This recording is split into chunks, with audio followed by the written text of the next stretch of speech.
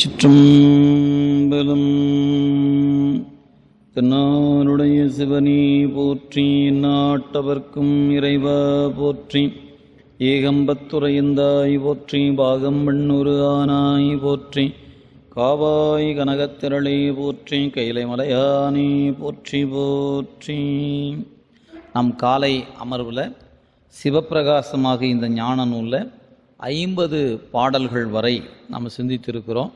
அதனுடைய தொடர்ச்சியாக 51வது பாடல் முதலாக நாம் சிந்திக்க இருக்கிறோம். இதுகாரும் சிந்திக்க பெற்றவற்றுக்கு பொது அதிகாரம் என்று பெயர். பொது அதிகாரம் என்பது ஆராய்ச்சி அறிவால அளவை என்ற வகையில் காண்டல், கருதல், உரை முதலான அளவைகளாலும் இலக்கணத்தாலும் அறியப்பெறுவது. இனி வருகின்ற பகுதியானது குரு உபதேசத்தாலும் அனுபவத்தாலும் அறிந்து கொள்வது. எனவே ஒரு பொருளை ஆராய்ச்சி நோக்கிலும் இலக்கண வகையாலும் அறிதல் என்பது ஒரு நிலை, அதற்கு பொது என்று பெயர்.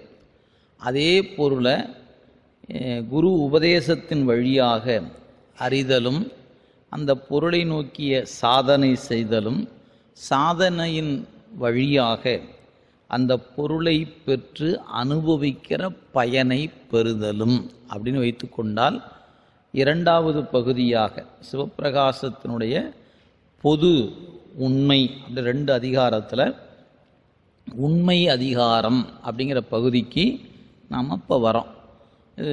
வேறு வகையாக சொல்லணும்னா,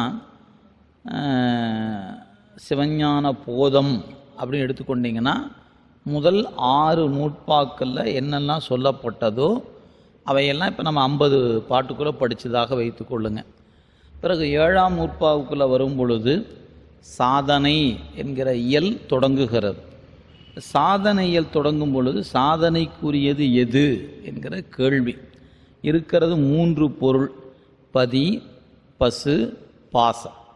இந்த 3 பொருளுக்கும் அதனுடைய இலக்கணம் இதுகாரும் படித்ததை வைத்து கொண்டு, பதியாகிய இறைவன் தானே அறிபவன், முழு நிறைவுக்குரியவன், எல்லாம் அறிந்தாங்கு அறிந்தவனாக இருப்பவன்.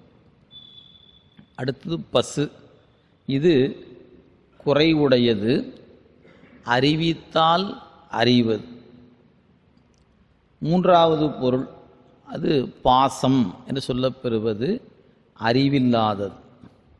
இப்போ தானே அறிகின்ற பொருளாகிய பதியும், அறிவித்தால் அறிகின்ற பசுவும், அறிவித்தாலும் அறியாத பாசமும் உண்டு என்று இப்போ 50 பாட்டில் படிச்சிருக்கிறோம்.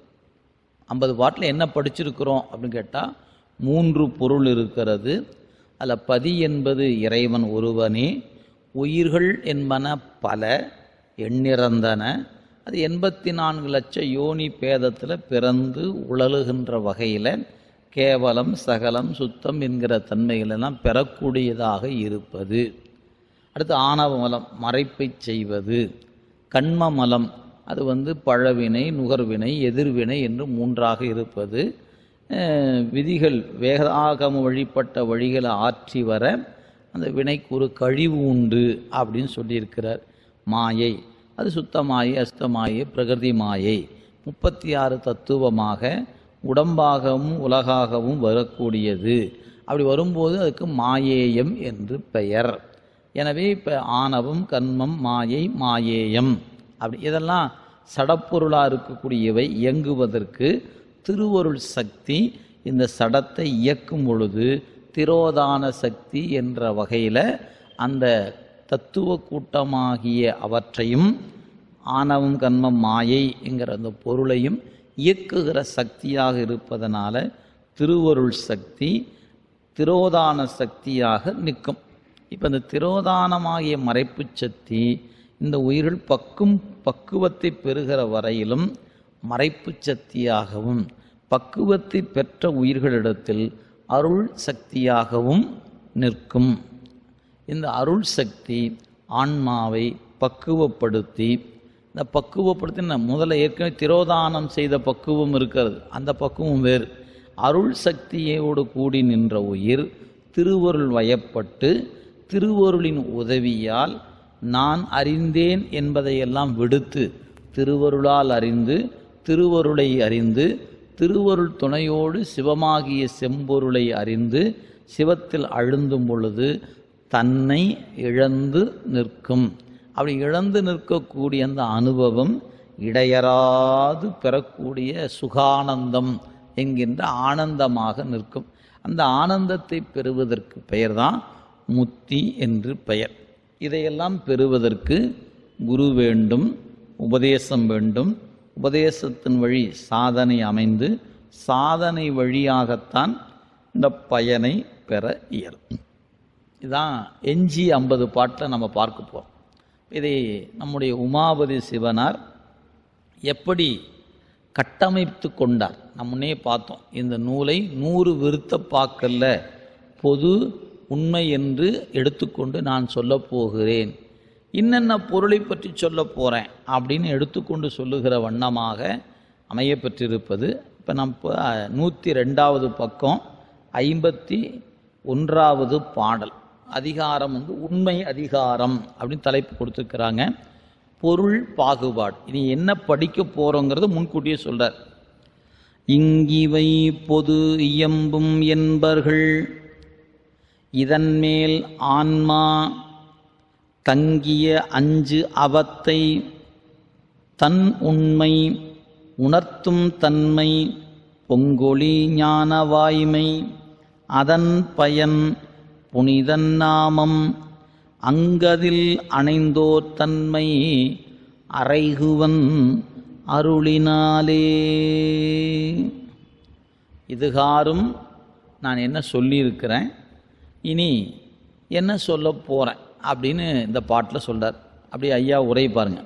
இதுவரை கூறப்பெற்ற 50 செய்யுள்களும் பதி பசு பாசங்களின் பொது இலக்கணத்தை கூறின என உரைப்போர் சான்றோர்.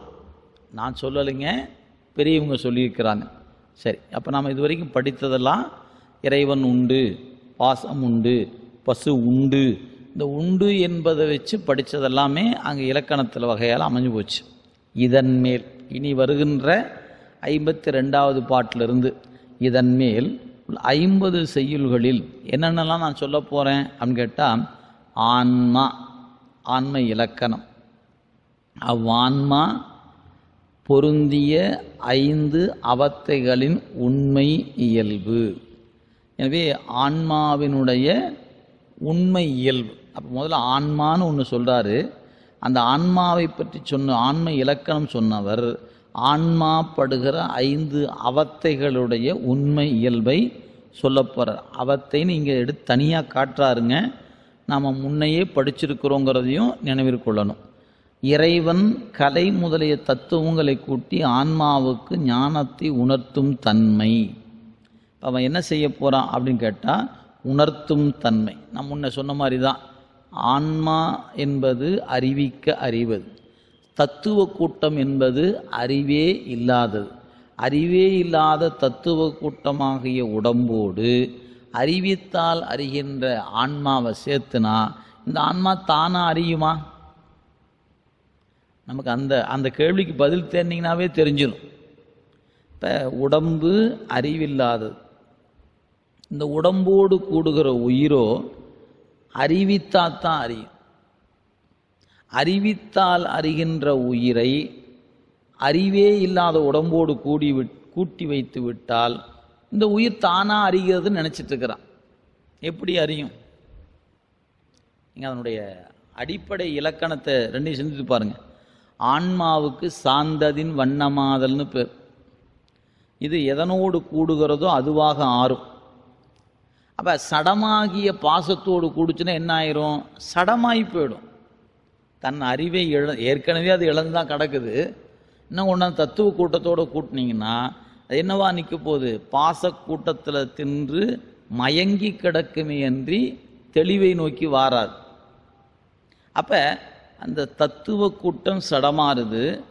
ஆன்மா அறிவிக்க அறிய வேண்டியது. அப்போ அதுக்கு அறிவிப்பதற்கு ஒரு ஆள் தேவையா இல்லையான்னு கேட்டால் நிச்சயம் தேவை. இதெல்லாம் தான் சொல்ல போகிறார். எனவே உணர்த்தும் தன்மை, அப்படி உணர்த்துகின்ற நிலையில் பொங்கொழி ஞான வாய்மை, அதான் சொல்றார். மெய்ஞானமாக விளங்கும் சிவஞானத்தின் உண்மை 4வது செய்தி. 5வது ஞானத்தால் உண்டாகும் ஆன்ம தரிசனம். நான் யார் அப்படிங்கிற கேள்விக்கு விடை ஆன்ம தரிசனம், ஆன்ம சுத்தி, ஆன்ம லாபம் ஆகியவற்றின் இயல்புகளையெல்லாம் சொல்ல போகிறார். அடுத்ததாக புனிதனாகி இறைவன் திருப்பெயராக விளங்கும் 5 எழுத்துக்களின் இயல்பு நான் சொல்ல போகிறேன். அடுத்தது இறைவன் அருளின் அணைந்தோர் இயல்பு ஆகியவற்றை திருவருள் துணையால் வரையறைப்படுத்தி கூறுவேன். இப்போ நான் சொல்லுவது அத்தனையும் அருளால் சொல்லுகிறேன். யாருடைய அருளால அப்படின்னா அறைகுவன் அருளினாலே, இறைவன் அருளால தான் இதை நான் சொல்லுகிறேன் அப்படிங்கிறத எடுத்துக்கொண்டார். எனவே இப்போ இந்த பாட்டில் நம்ம இந்த 51 நாம் பார்க்கக்கூடியது என்னன்னு கேட்டால் ஆன்ம இயல்பு, 5 அவத்தை, உணர்த்தும் தன்மை, ஞான வாய்மை, அதனுடைய பயன், புனிதனுடைய நாமம், அணைந்தோர் தன்மை, இவற்றெல்லாம் பார்க்க போகிறோம். அதில் முதல் தலைப்பு ஆன்மா என்று சொல்லக்கூடிய உயிரினுடைய இயல்பு. பாருங்கள், 104வது பக்கம், பாடல் எண் 52. ஆன்ம இயல்பு. உடம்பு என்ற ஒன்று கூட்டுக்குள்ள உயிர் என்ற ஒரு பொருள் தங்கி இருக்கிறது. உடம்பை பற்றியும் உயிரை பற்றியும் சிவப்பிரகாசத்தில் உமாபதி சிவனார் எப்படி சொல்றாரு பாருங்க. செறிந்திடும் உடலுள் மன்னி சேர்புலன் வாயில் பற்றி அறிந்து அதில் அழுந்தும் ஒன்றும் அறிந்திடாது அறியும் தன்மை பிரிந்து அடை 5 அவத்தை பெருகிய மலத்தால் பேணி உரு தனி அதீதம் உறும் தனி அதீதம் உண்மை உயிர்க்கு என உணர்த்துமன்றே. உயிர்னா என்ன? உயிர்னு ஒரு பொருள் இருக்காயா அப்படின்னு கேட்குறவங்களுக்கு முன்ன பொதுவாக சொல்லிட்டார். இருள் மலத்தில் அழுந்தி, 19வது பாட்டு, இருள் மலத்தில் அழுந்தி கிடக்கும், போக்குவரவுக்கு உட்பட்டதாக இருக்கும், அருளால் சுத்தம் என்கிற நிலையை பெறும், இது உயிர் என்று பெயர் அப்படி முன்னே சொல்லிட்டார். இப்போ அந்த உயிர் உண்டுன்னு நிரூபித்திருக்கிறார் அங்கே, அதுக்கான இலக்கணத்தை இப்போ தான் சொல்றார். எனவே உயிர் உண்டுன்னு சொன்னவர் உயிருக்கு இலக்கணம் சொல்றார் பாருங்க. ஆன்மா தான் செய்த வினைக்கு ஈடாக பொருந்தும் பரு உடலிலே. நம்முடைய உடம்புன்னு சொல்லுகிற இடமெல்லாம் கவனித்து பாருங்க. வினைக்கு ஈடாக பெற்ற உடம்பு. இந்த வினைக்கு ஈடாக பெற்றதுங்கிற சொல்ல கூட்டிகிட்டே உரை செய்கின்ற நம்முடைய ஆசிரிய பெருந்தகை உடம்புன்னு மட்டும் சொல்லலைங்க, வினைக்கு ஈடாக பெற்ற உடம்பு. எனக்கு சும்மா தனு வருமோ, சும்மா பிணி வருமோ, சும்மா வருமோ சுகதுக்கம் அப்படிங்கிற வகையில் உடம்பு சும்மா வரல, வினைக்கு ஈடாக வந்திருப்பது. செஞ்ச பாவத்துக்கும் புண்ணியத்தையும் சேர்த்து கணக்கு போட்டு இந்த உடம்பை கொடுத்துருக்குறான். நல்லா இருந்தாலும் வினை தான் காரணம், பழுதுபட்டு இருந்தாலும் வினை தான் காரணம். அதனால் வினைக்கு ஈடாக பொருந்திய உடம்பில், அப்படி உடம்பில் புருவ நடுவில், இப்போ இந்த மத்தியில் இந்த இடத்துல உட்கார்ந்துட்டு பொருந்தி நின்று பொறிகள் வழியே புலன் உணர்வுகளை பெற்று அவற்றில் அழுந்தி நிற்கும். இப்போ உயிர் என்ற பொருள் இந்த உடம்பு என்ற கூட்டுக்குள்ளே இருக்குது. அந்த கூட்டுக்குள்ள இருக்கிற இந்த உயிர் புருவ மத்தியில் வந்து உட்கார்ந்துச்சுன்னா மெய் வாய் கண் மூக்கு செவி என்ற 5ஓடும் தொடர்பு கொள்ளும். இந்த இடத்துல உட்கார்ந்துருந்தா தான். இந்த இடத்த விட்டு கீழே இறங்குச்சுன்னா இந்த 5இன் தொடர்பு விட்டுடும், மறந்துடாதீங்க. எனவே உயிருக்கு தொடர்பு என்பது உடம்புக்குள்ள உயிர் புருவ மத்தியில் அங்கே தங்கி இருக்கும்போது தான். அந்த இடத்த விட்டு கீழே இறங்குச்சுன்னா இந்த 5இன் தொடர்பை விட்டுடும். நாட் ரீச்சபிள் அப்படின்னு மொபைல் சொல்கிற மாதிரி அவங்க தொடர்பு எல்லைக்கு அப்பால் போயிட்டாருன்றோம் இல்லைங்களா? அதனால் எனவே இப்படி தான் அறிகிறது. அப்போ உயிர் புருவ மத்தியில் அமர்ந்து 5 பொறிகள் வழியாக தத்தமக்குரிய விடயங்களை அறிந்து அதை அனுபவிக்கும் போது அதில் அழுந்தி அறியும். அது சொல்றாரு பாருங்க, அந்த வார்த்தை தான், விடயங்களை பெற்று அவற்றை அழுந்தி நிற்கும். அப்படி நிற்கும்போது, அவ்வாறு அழுந்தி நிற்கும்போது ஆன்மா தன்னை செலுத்தி நிற்கும் திருவருளையும் அறிய மாட்டாது. இப்போ என்ன பண்ணுதுன்னு கேட்டால், இப்போ இந்த கண்ணு வழியாக ஒரு பொருளை பார்க்குறோம், அழகான ஒரு மரத்தை பார்க்குறோம், இயற்கை காட்சியை பார்க்குறோம். அப்படி காணும் பொழுது இந்த ஆன்மா என்ன செய்கிறதுன்னு கேட்டால், தன்னையும் அறியாது, தன்னை செலுத்துகிற இறைவனையும் அறியாது. இப்போ நாம் என்ன நினைக்கிறோம் அப்படின்னு கேட்டால், 5 பொறி வழியாக ஏதேனும் ஒரு பொறி வழியாக ஆன்மா வெளியே இருக்கக்கூடிய விடயத்தை அறியும். இப்போ நம்ம கண்ணுன்னு வச்சுக்கிட்டோம், அவ்வளோதான். இந்த கண் உயிரானது கண்ணில் பொருந்தி நின்று ஒரு அழகான இயற்கையை காணுகிறது. அப்படி காணும்போது என்ன அழகு பார், என்ன அழகு என்று அந்த அழகான காட்சியை கண்டு வியக்கக்கூடிய அந்த உயிருக்கு என்ன தெரியாதுன்னு கேட்டால், இந்த கண்ணின் வழியாக காணுவது உயிர் என்றும் அந்த உயிரை செலுத்தி நிற்பது சிவம் என்பதும் அந்த உயிருக்கு தெரியாது. அதான் அந்த வரிகள் எழுதியிருக்கார். அழுந்தும் அது வரைக்கும் உங்களுக்கு தெரிஞ்சு போச்சு. ஆன்மா தான் செய்த வினைக்கீடாக பொருந்தும் பருவுடலில் புருவ நடுவில் பொருந்தி நின்று பொறி வழியே புலன் உணர்வுகளை பெற்று அவற்றில் அழுந்தி நிற்கும். 5ல் ஏதாவது ஒன்று பிடிச்சி நிற்கும். சரி, அதுக்கப்புறம் அந்த எதை பிடித்ததோ அதில் அழுந்தி அறியும்போது பாருங்க, அவ்வாறு அழுந்தி நிற்கும்போது ஆன்மா தன்னையும்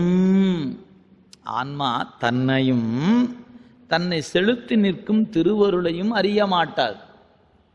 இந்த ஆன்மா தன்னையும் அறியல, தன்னை செலுத்துவது திருவருள் என்பதையும் அறியல. அவ்வாறு அறியும் சொல்ல பாருங்க, அவ்வாறு செலுத்தி நிற்கிறது அறிய மாட்டார். அவ்வாறு அறியும் தன்மையின் இருந்து நீங்கி வருகின்ற 5 அவத்தை மிகுந்த ஆணவ மலத்தின் செயலால் பொருந்தி இறுதியாக தனியே உயிர்ப்படங்கள் நிலையை அடையும். இப்போ இந்த 5 புலனை விட்டு கண்டத்துக்கு நெஞ்சுக்கு நாபிக்கு கடைசியாக மூலாதாரத்தில் போய் தான் மட்டுமாக தங்கும் நிலை. இவ்வாறு கருவிகளுடன் கட்டுண்ட சகல நிலையும் அவற்றின் நீங்கி ஆணவத்துடன் மட்டும் இருக்கும் கேவல நிலையையும் ஆன்மாவுக்கு இயல்பு என்று ஞான நூல்கள் உணர்த்தும். ஆன்மாவுக்கு இலக்கணம் என்ன அப்படின்னு கேட்டால், மகரமாகிய ஆணவத்தோடு கூடுவதும், அதுக்கப்புறம் தத்துவ கூட்டங்களாக இருக்கக்கூடிய நகரத்தோடு கூடுவதும் ஆன்மாவுக்கான இலக்கம். இதனோடும் கூடும், அதனோடும் கூடும். அப்படி கூடும்போது அதோடு கூடி அதோட அளந்து இதோடு மட்டுமா கூடும், திருவருளோடும் கூடும். ஆனால் இங்கே நமக்கு என்ன சொல்றாரு, ஆணவ மலத்தோடு நிற்கக்கூடிய தன்மை ஆன்மாவுக்கு அவ கேவலம் சகலம் என்ற நிலை இந்த உயிருக்கு ஏற்படும் அப்படிங்கிறத இந்த பாட்டில் கொடுத்துட்டார். இனி அடுத்த பாட்டு பாருங்க. இந்த ஆன்மா எப்படி அப்படின்னு கேட்டால், அறியக்கூடியதே அன்றி இந்த உடம்பு கொடுத்தாச்சு, நீயே அறிந்து கொள் என்று இறைவன் விட்டுட்டா உடம்பை கொண்டு உயிர் அறியுமான்னு கேட்டா ஒருபோதும் அறியாது. அப்ப இறைவன் உடம்பை கூட்டி வைத்ததோடு என் வேலை முடிஞ்சு போச்சுன்னு விடுற ஆள் இல்லைங்க. கூடவே நமக்கு அதுக்கான உதவியும் செய்யக்கூடிய நபர். எப்படி பாருங்க, உரு உணர்வு இல்லையானும்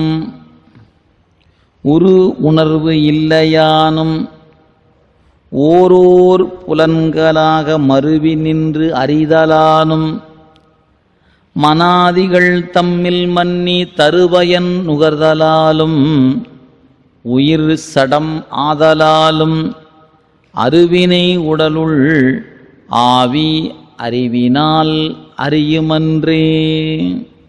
உயிர் எப்படி அறிகிறது அப்படின்னு சொல்றார். உணர்வு இலாமையானும் காணப்பெற்ற பருவுடல் அறிவற்றது. இப்போ நம்முடைய உடம்பு அறிவற்று இருக்கக்கூடிய ஒரு பொருள். நாம் உடம்பை கொண்டு தான் அறிகிறோம். ஆனால் அறிவது உயிரே அன்றி உடம்பல்ல.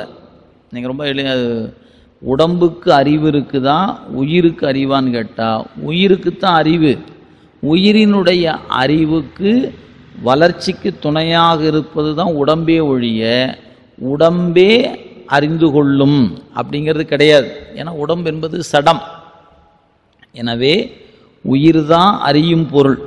நீங்கள் ஒரு பல்வலி வருகிறது, ஒரு தலைவலி வருகிறது அப்படின்னா இந்த வலி உடம்புக்கு தான், உயிருக்கல்ல.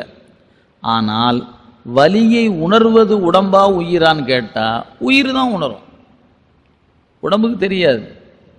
உடம்புக்கு எந்த வேதனைகளும் அது என்ன செய்யாதுங்க, அனுபவிக்காது. உடம்பின் வழி அனுபவிப்பது உயிர். அதை நீங்கள் நமக்கு ஒரு தண்டனை கொடுக்கப்படுகிறது, ஒரு துன்பம் வருகிறது, ஒரு நோய் வருகிறதுனா உடம்புக்கு தான் வருது, அது உயிருக்கல்ல. இந்த உயிர் உடம்புக்கு கொடுக்கப்படுவது இது என்பதை அறிந்து நீங்கள் நீங்கினாலே உடம்புக்கு என்ன துன்பம் கொடுத்தாலும் உங்களுக்கு அறிவை பாதிக்காது. ஆனால் நாம் என்ன பண்ணுறோன்னா, என் உசுறு வேறல்ல உடம்பு வேறல்ல, நானும் அதுவும் ரொம்ப நெருக்கமானவங்க, அதை சொன்னால் என்ன சொன்ன மாதிரி, என்ன சொன்னால் அதை சொன்ன மாதிரி, நீ எப்படியா சொல்லலாம் அப்படின்னு சண்டை போடுவோமா இல்லையா?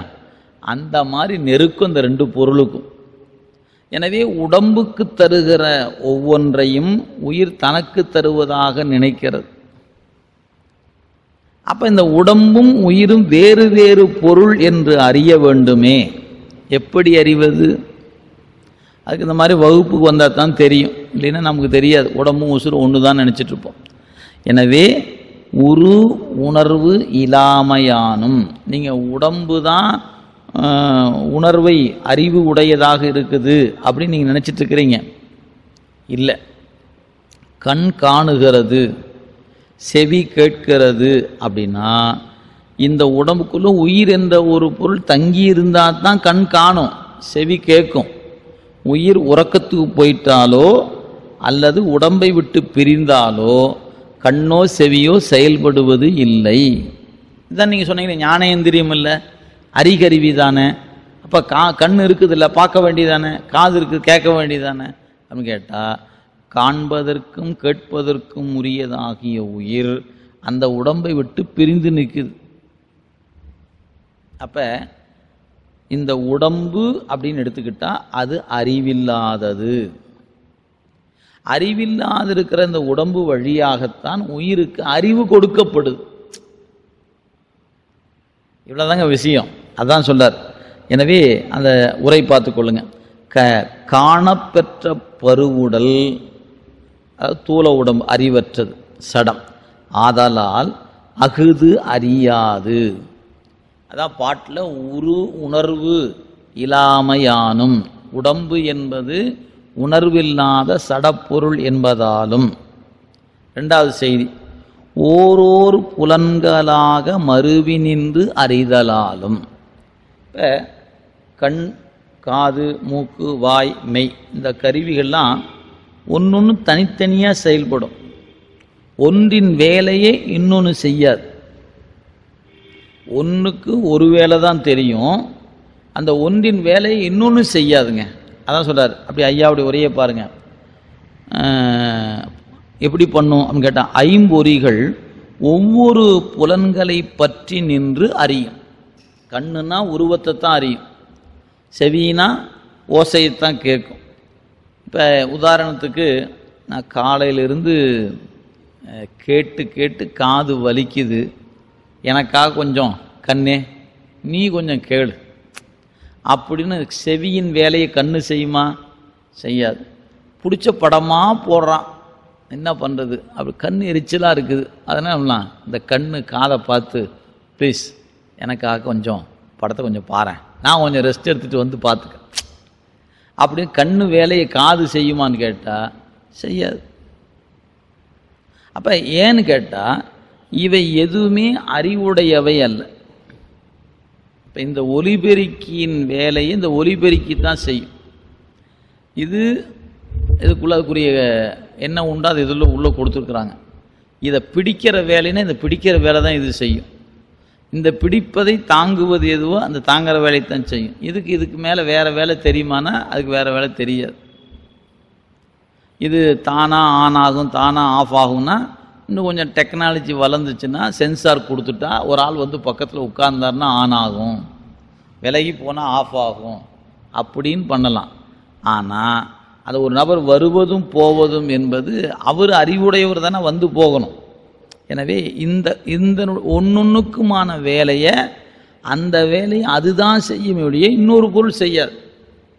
இப்போ நாம் அறிவுடையவர்கள். இப்போ நஞ்சப்பையா தான் இந்த வகுப்பு வந்தாங்க, வர முடியல, நான் வரேன். எனக்கு அவரு போல் இப்போ என்ன வரேன். ஏன் அறிவு பொருளாக இருந்தால் ஒன்றின் வேலையை ஒருவருடைய வேலையை இன்னொருத்தர் அவர் மாதிரி செய்ய முடியாது, அது அவர் தான் செய்வார். ஆனால் செய்யலாம், இவ்வளோதானுங்க விஷயம், வேற ஒன்றும் இல்லை. இப்போ கண்ணின் வேலையை காது செய்யவே செய்யாது. காது வேலையை கண்ணு செய்யுமா? செய்யவே செய்யாது. ஆனால் இப்போ ஐயா வேலையை நாம் செய்யலாம், நம்ம வேலையை ஐயா செய்யலாம். ஏன்? ரெண்டு பேருமே அறிவுடையவர்கள். அப்போ அறிவு பொருளுக்கு நீங்கள் மாற்றாக இன்னொரு அறிவு பொருள் கூட இருக்கலாம், உதவி செய்யலாம், எல்லாம் பண்ணலாம். ஆனால் அறிவற்று இருக்கக்கூடிய பொருளில் ஒன்றின் வேலையை இன்னொன்று செய்யுமான்னு கேட்டிங்கன்னா செய்யாது. அதாங்க இந்த பாட்டில் சொல்றார், ஐம்பொறிகள் ஒவ்வொரு புலன்களை பற்றி நின்று அறியும். ஒன்னொன்னு பிடிச்சி அறியும். சரி, ஒக்க உணரா, ஒரே நேரத்தில் அஞ்சும் வேலை செய்யாது. ஆதலால் ஐம்பொறிகள் உயிர் ஆகா. இந்த ஐம்பொறியே உயிர் சொல்ற ஒரு கூட்டம் இருக்குது. இந்திரிய ஆன்மவாதின்னு அவனுக்கு பேர். ஆன்மான்னு ஒரு தனிப்பொருள்லாம் கிடையாதுங்க. 5 கருவி, மெய்வாய்க்கண் மூக்கு செவி என்ற 5 சேர்ந்ததுக்கு தான் ஆன்மான்னு பேர். இப்படி ஒரு சமயவாதிகள் அவங்க ஒரு பிரிவினர். அப்போ அவன் சொல்கிற பிரகாரம் இந்த 5 சேர்ந்தது தான் ஆன்மான்னு சொன்னால் ஒன்றின் வேலையை இன்னொன்று செய்யணும், செய்வதில்லை. அடுத்தது இந்த 5 வழியாக அறிகிற பொருள் இந்த 5ஐ விட்டு வேறாக இருக்கிறது. ஆன்மா என்பது இந்த 5ல் ஒன்றும் இல்லை. கண்ணு காது மூக்கு வாய் அப்படின்னா 5 ஒன்றா சேர்ந்தால் உயிர் என்ற ஒரு பொருள் வந்துருச்சுன்னா கூட நீங்கள் என்ன சொல்லலாம், பார்த்தியா 5 சேர்ந்து தான் ஏன் உயிர் அப்படிங்களாம். 5 சேர்ந்தாலும் உயிர் என்பது வேறு, இந்த தத்துவ கூட்டமாக இருக்கிற பொருள் என்பது வேறு. அதான் சொல்றார், ஒக்க உணரா ஆதலால் ஐம்பொறிகள் உயிர் ஆகா. மனம் முதலிய அந்த கரணங்கள் பொறி வழி வரும் புலன்களை நுகர்வன அல்லாமல் தம்மையோ தம்மை செலுத்தும் உயிரையோ அறியா. அந்த கரணம் அப்படிங்கிற மனம் புத்தி சித்தம் அகங்காரத்தில் இந்த மனமாகிய அது முதலாக வச்சுக்கலாம். மனம் அப்படின்னு வச்சுக்கிட்டிங்கன்னா அந்த மனம் முதலாக இருக்கக்கூடிய அந்த கருவிகளில் அது ஒவ்வொன்றும் எப்படி அறிகிறது அப்படின்னு சொல்லார். ஆக மனம் முதலிய அந்த கரணங்கள் பொறி வழி, இப்போ வெளியே என்ன நுகர்ச்சியோ அதை உள்வாங்கி கொண்டு அறிவுக்கு கொடுக்கும்.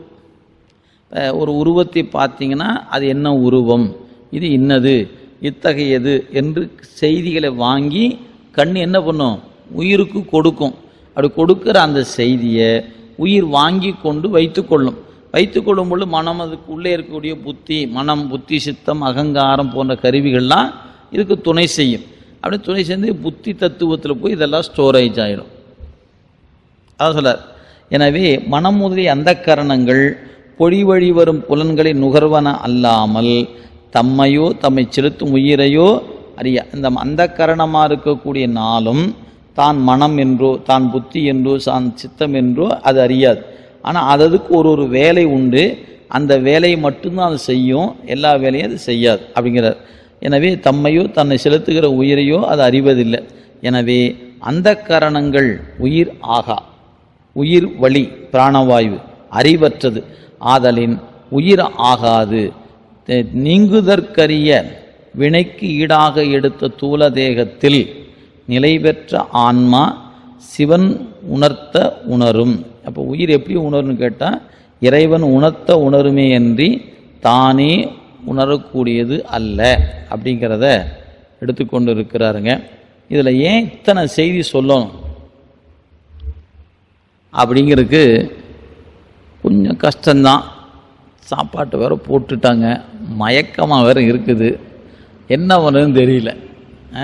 அப்படியே அந்த 4 பத்தி கொடுத்துருக்கிறாருங்க. இதை நான் படித்து சொன்னால் எனக்கு நேரம் போயிடும், படிக்காமல் விட்டுட்டா நீங்கள் படிக்க மாட்டீங்க. நாம் என்ன பண்ணணும்னு எனக்கும் தெரியல. சரி, இப்போ அப்படியே பாருங்கள், கொஞ்சம் அப்படியே வேகமாக படிக்கிறேன் பாருங்கள். அதாவது உடம்பே உயிர். நீங்கள் இந்த இப்போ நம்ம மூல பாட்டை படித்தோம் இல்லைங்களா, இதில் நமக்கு ஏதாவது தெரிஞ்சுதா? அதாவது உணர்வு இல்லை, உடம்புக்கு உணர்வு என்பது இல்லை. சரி, அடுத்தது ஓரொரு புலன்களாக மறிவி நின்று அறியும். ஒன்று பிடிச்சுன்னா ஒன்று தான் அறியும், ஒரே நேரத்தில் ஒக்க அறியாது.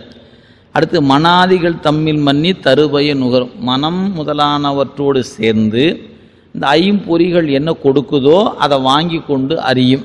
சரி, உயிர் என்பது சடம். இங்கே உயிர் என்பதுக்கு பிராணன் என்று பெயர். இங்கே உயிர் என்பது உயிர் காற்று, பிராணவாயு என்பது சடம் அப்படின்னு சொல்லிட்டார். எனவே அருவினை உடலுள், அதாவது வினைக்கு ஈடாக இருக்கிற உடம்புக்குள்ளே இருந்து உயிர் அறிவினால் அறியுமன்றே. எப்படி அறியும்? இறைவன் உணர்த்த அறியுமன்றே. இதுதான் செய்தி, இதுதானுங்க. ஆனால் இதில் எத்தனை பேர் உள்ளே நிற்கிறான்னு கேட்டால் 4 சமயம் இருக்குது. 4 சமயத்துக்கான கருத்தை இங்கே மறுத்திருக்கிறார். ஆனால் மறுப்புன்னு சொல்லாமல் சொல்லியிருக்கிறார். இதில் உரையாசிரியர் அது பரபக்கம் சுபக்கம் எல்லாம் படித்ததுனால அவர் எழுதி கொடுத்துட்டாருங்க. நாம் மட்டும் இந்த பாட்டை படிச்சுன்னு என்ன பண்ணுவோம்? உடம்புக்கு அறிவு என்பது இல்லை என்பதாலும், ஒரே நேரத்தில் எல்லாவற்றையும் அறிகின்ற ஆற்றல் இல்லாததாலும், உயிர் என்று பிராணவாயு சடம் என்பதாலும் அப்படின்னு அதோட போயிடுவோம். இப்போ ஆசிரியர் என்ன தரார் பாருங்க. உலகாயதரில் தேகான்மவாதி என்பவன் உயிர் என்ற ஒன்று இல்லை. அவன் கோட்பாடு பாருங்க.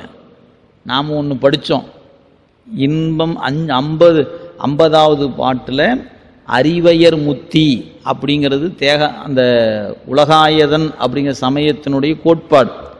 அந்த உலகாயதன்கிற சமயத்துக்குள்ளே நுழைஞ்சிங்கன்னா அதில் ஒருத்தர் இருக்கிறான் தேகான்மவாதி, தேகமே ஆன்மாங்கிறவன். நான் இந்திரியமே ஆன்மான்னு சொல்கிறோம் வேற. இந்திரியம் என்று சொல்லும்போது 5 மட்டும் வச்சுக்கிறது. தேகமே ஆன்மான்னு சொல்கிறோம், தலையிலேருந்து கால் வரைக்கும் மொத்தமாக எல்லாம் சேர்ந்து ஆன்மான்னு சொல்கிறது. இவனும் உலகாயத்தை சேர்ந்தவன் தான், அவனும் உலகாயத்தை சேர்ந்தவன் தான். ஆனால் பிரிவு, அதுக்குள்ளே இருக்கக்கூடிய உட்பிரிவு. அப்போ தேக ஆன்மவாதி, அதான் தேகான்மவாதி. பாருங்க, உயிர் என்ற ஒன்று இல்லை. அவன் கோட்பாட்டில் உயிர் என்ற ஒரு பொருளே இல்லை. தேகமே உயிர் என்று கூறுபவன். அடுத்து பாருங்க, கனவு உறக்கம் முதலிய நிலைகளை அடையும் பொழுதும் பிணமாக கிடக்கும் பொழுதும் உடலுக்கு அறியும் தன்மை இல்லை. எனவே இப்போ இதுக்கு மறுப்பு எப்படி சொல்றாரு பாருங்க. இது வரைக்கும் அந்த கூறுவான் என்பது அவன் கோட்பாடு. அதுக்கு மறுப்பு சொல்லும்போது கனவு உறக்கம் முதலிய நிலைகளை அடையும் பொழுதும் பிணமாக கிடக்கும் பொழுதும் உடலுக்கு அறியும் தன்மை இல்லை. எனவே உடலே தேகம், உயிர் என்பது பொருந்தாது என தேகான்மவாதி கொள்கை மறுக்கப்பட்டது. எனவே உடலே தேகம் என்பது அதுவே உயிர் அப்படின்னு சொன்னா பாருங்க, அந்த கோட்பாடு மறுக்கப்பட்டது. ஏன்னா உடம்பே உயிர்னு சொன்னால் தூங்கும்போது அறியணும். தேகான்மவாதி கொள்கை எப்படி மறுக்கப்படுதுன்னு கேட்டால், நீங்கள் உறங்கும்போது அறிகிற தன்மை இருக்குமானால் நீங்கள் என்ன சொல்லலாம், தேகமே ஆன்மான்னு சொல்லுவதில் பிழை இல்லை. ஆனால் உறக்கத்தில் நம்ம எதையும் அறிவதில்லை என்பதை காலையில் முதல் எடுத்துனே நம்ம பார்த்தோம். அதனால் உடம்பே ஆன்மா அல்ல, உடம்பு வேறு உயிர் வேறு. அதனால் அது மறுத்தாச்சு. 2வது பாருங்கள், புத்தரில் மாத்தியமிகர் அப்படிங்கிற ஒரு பிரிவினர். அவங்க என்ன சொல்கிறான், இந்திரியங்களாகிய ஐம்பொறிகள் அறியும். இந்திரியமே அறியுமா? அதுக்கு உயிர் என்ற ஒரு பொருள். இந்திரியங்களாகிய ஐம்பொறிகள் அவையே உயிர். நீங்கள் உயிர், நாம் என்ன சொல்கிறோம், உயிர் என்ற ஒரு பொருள் கண்ணு காது மூக்கு வாய் என்கிற கருவியை கொண்டு அறிகிறதுன்னு சொன்னோம். அவன் சொன்னான் இல்லைங்க, உயிர் என்ற ஒரு பொருளே இல்லை. உயிர் என்ற பொருள் இல்லை என்பதில் தேகான்மவாதியும் ஆமாம் நான் சொல்கிறேன் உயிர் என்ற பொருள் இல்லை.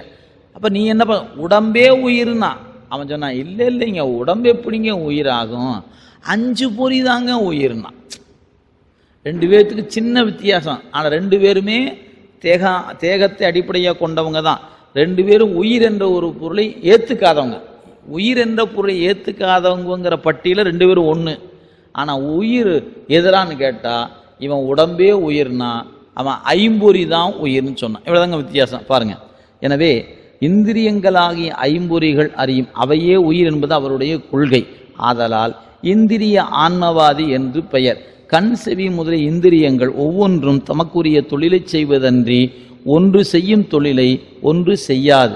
ஐந்தும் ஒக்க உணரா.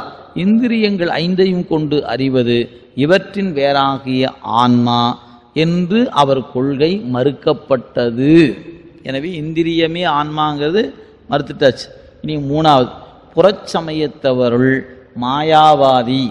அவங்க அந்த கரணங்கள் அறியும் என்பர். அந்த கரணம் எது? மனம் புத்தி சித்தம், அதுவே அறியும்னா. ஆதலால் அந்த கரண ஆன்மவாதி என்று அவங்க பேர். அந்த கரணங்கள் இந்திரியங்களைப் போல நம்ம முன்ன சொன்ன மாதிரி மனம் புத்தி சித்தம், மனத்தின் வேலை புத்தி செய்யாது, புத்தியின் வேலையை அகங்காரம் செய்யாது, அகங்காரத்தின் வேலையை மனம் செய்யாது. ஒன்னொன்று ஒவ்வொரு வேலையை தான் செய்யும், இன்னொன்றின் வேலையை இன்னொன்று செய்யாது. எனவே அந்த கரணங்கள் சடம் என்று மறுக்கப்பட்டது. எனவே இந்திரியங்களை போன்று ஒன்று அறிந்ததை மற்றொன்று அறியாது, ஒன்றை மற்றொன்று அறியாது. சித்த மனத்தை அறியாது, மனம் புத்தி அறியாது, புத்தி அகங்காரத்தை அறியாது. இவை நான்கையும் துணையாக கொண்டு அறிவது இவற்றின் வேறாகிய ஆன்மா என்று அவர் கொள்கையை மறுக்க. இதெல்லாம் போகிற போக்கில் மறுத்ததுங்க. மறுத்ததுக்கு தனியாக நூல் எழுதிட்டாரு. நீங்கள் மறுப்புக்குரிய நூல் சங்கற்ப நிராகரணம் என்று தனியாக இருக்குது. ஆனாலும் இந்த உயிர் அப்படின்னு எப்படிங்க அறியும் அப்படின்னு கேட்டால் உடம்புக்குள்ளே இருந்து அறிகிறதுன்னு சொல்லணும். எப்படி அறியும் கேட்டால் உடம்போடு கூடி தானே அறியும் சொன்னான், அதை மறுத்தார். உடம்பே உயிர்னு சொன்னதை மறுத்து, இந்திரியமே ஆன்மா என்பதை மறுத்து, பிராணவாயுவே ஆன்மா என்பதை மறுத்து, அந்த உடம்போடு இருந்த தானே அறியும்னா இல்லையா, அது தானா அறியாது. அப்படி அறிவதற்கு இறைவன் உதவி வேண்டும். அதான் அறிவிக்க அறியும், அதான் சொல்றார். எனவே புத்தி அகங்காரத்தை அறியாது. எனவே இவற்றையெல்லாம் மறுத்து ஆன்மா வேறு என்று நிறுவப்பட்டது. நாலாவது பாருங்க, உலகாயதில் ஒரு சாரார். இந்த உலகாயத்தில் இப்போ முதல்ல ரெண்டு படித்த மூணாவது நபர் பிராணவாயுவே அறியும் என்பர், பிராணவாயுவே ஆன்மா என்பர். அவங்க பிராண ஆன்மவாதி என்று பெயர். இவர் வெளிநாட்டர். இன்னைக்கு வெளிநாட்டுக்கு பலரும் இந்த கொள்கை உடையவங்க தான். பிராணவாயுவே ஆன்மா என்ற கொள்கை உடையவரே. கனவு உறக்கம் என்ற உறக்கம் முதலிய நிலைகளில் பிராணவாயு உள்ளது. இன்பத் துன்ப நுகர்ச்சியும் தொழிலும் இன்றி உள்ளது. அறிவில்லாத சடம் பிராணவாயு. ஆதலால் பிராணவாயுக்கு வேறாக இன்பத் துன்பங்களை நுகருகின்ற ஆன்மா வேறாக உள்ளது என்று அவர் கொள்கை மறுக்கப்பட்டது. அறிவியல் முறைப்படி மரம் செடிகள் பிராணவாயுவை தருகின்றன. அவை உயிரை உண்டாக்கும் தொழிற்கூடங்கள் என்ற நிலை உண்டாகும். நீங்கள் அதை அவன் சொல்கிற பிரகாரம் எடுத்துட்டிங்கன்னா இந்த மரஞ்செடி கொடியே பிராணவாயு உற்பத்தி பண்ணுது, பிராணவாயுவே ஆன்மான்னு சொன்னீங்கன்னா மரஞ்செடி கொடியே உயிரை உற்பத்தி பண்ணுகிறது அப்படிங்கிற கருத்து வந்துடும். எனவே அந்த கருத்து தவறு என்று மறுக்கப்பட்டது. நீங்கள் அடுத்து பாருங்க, ஆன்மா அறிவுடையது. ஆனால் அந்த அறிவு எப்படிப்பட்டது அப்படின்னு கேட்டால் அறிவிக்க அறிவதுன்னு சொல்ல வரணும். இப்போ நமக்கு வேண்டிய செய்தி அதுதான். எப்படி சொல்ற பாருங்க பாட்டு. அறிவெனில் வாயில் வேண்டா, அன்று எனில் அவைதாம் என்னை, அறிவதை உதவும் எண்ணில் அசேதனம் அவைதாம், எல்லாம் அறிபவன் அறியும் தன்மை அருளுவன் எண்ணில், ஆன்மா அறிவிலது ஆகும் ஈசன் அசேதனத்து அளித்திடானே. நீங்கள் இதெல்லாம் கொஞ்சம் இன்னைக்கு புரியாதுங்க. கொஞ்சம் இந்த சித்தாந்தத்தில் ஈர்க்கப்பட்டு இந்த சுவையை கொஞ்சம் சுவைக்க ஆரம்பிச்சிங்கன்னா இந்த பாட்டையெல்லாம் நீங்கள் தாண்டி போக முடியாது. என்ன அருமை போங்க பாட்டு, என்ன அருமையான பாட்டு அப்படின்னு அப்படியே தேங்கி தேங்கி நிற்குங்க. அது சொல்கிறாரு பாருங்க. இப்போ இதில் ஒரு கருத்தை வச்சுக்கிட்டு மற்றவங்க எல்லாரும் ஒவ்வொன்று சொல்கிறாங்க. ஆன்மா அறியும், இதுதான் செய்தி. அறியும் அப்படின்னு சொன்னால் நம்ம முன்ன பாட்டில் படித்தோம் பார்த்தீங்களா, உடம்போடு கூடிய நிலையில் உடம்பே ஆன்மான்னு சொன்னான். அதுவே ஆன்மா தனித்தில்லப்பா, உடம்பே ஆன்மா, இந்திரியமே ஆன்மா, பிராணவாயுவே ஆன்மா. இப்படிலாம் சொல்லி கொண்டு வந்தான். இப்போ அதெல்லாம் மறுத்த உடனே சரிப்பா நீ என்னதான் சொல்ல வர அப்படின்னு கேட்டால் உடம்பு வேறு உயிர் வேறு. இப்போ நிறுவியாச்சு அதை. இப்போ அடுத்த கேள்வி, சரி அறிவுடையது அப்படின்னு எடுத்துக்கிட்டா எது அறியும்? ஆன்மா அறியும். எப்படியா அறியும்? இது ஒரு பெரிய இன்னைக்கு ஒரு பெரிய ஆராய்ச்சியாளர்லாம் உட்கார்ந்து கொண்டு பெரிய பெரிய ஒவ்வொரு துறையில் வல்லுநர்கள்லாம் உட்கார்ந்துக்கிட்டு விவாதம் நடக்கும். இதனால் அதனால் எல்லாம் சொல்லி முடித்து ஃபைனல் ரிசல்ட்டை ஒருத்தர் சொல்லணும். அப்படி சொல்லியிருக்கிறாரு உமாபதி சிவன். நமக்கு என்ன சொல்ல பாருங்க, ஆன்மா அறிவுடையது. அவன் சொன்னா ஒருத்தன், இங்கே பாருங்க உயிர்னு சொன்னாவே அறிவுன்னு தான் அர்த்தம். நீ என்னமோ அறிவு உடையது, அது அறிவு தரக்கு ஒரு ஆள் வேணுங்கிற. முன்ன சொன்னல அறிவிக்க அறிவது ஆன்மான்னு முடிச்சாரா போன பாட்டில்.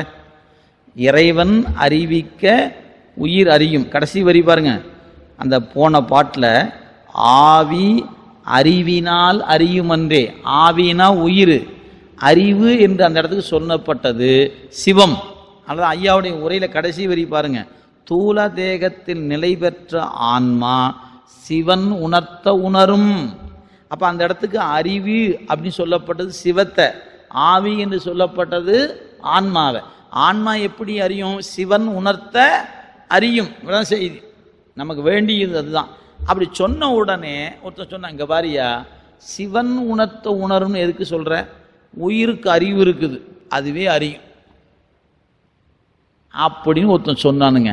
இப்போ அவனுக்கு மறுப்பு சொல்லணும். சொன்னாரு, இங்க பாருப்பா, சரி நீ சொல்றவாரி ஆன்மா அறிவுடையது அப்படின்னு சொன்னீங்கன்னா இந்த மெய்வாய்க்கண் மூக்கு செவி இல்லாமலே அறிய வேண்டியதுதானே? நீ உனக்கு அறிவு இருக்குது இல்லை? ஆமா. அப்ப ஏன் கண் இருந்தா தான் பார்ப்பியா என்ன? காது வழியா தான் கேட்கணுமா என்ன? இந்த 5 இல்லாமலே நீ அறிய வேண்டியதானே? அந்த பாட்டை பாருங்க, அறிவு எனில் வாயில் வேண்டாம்.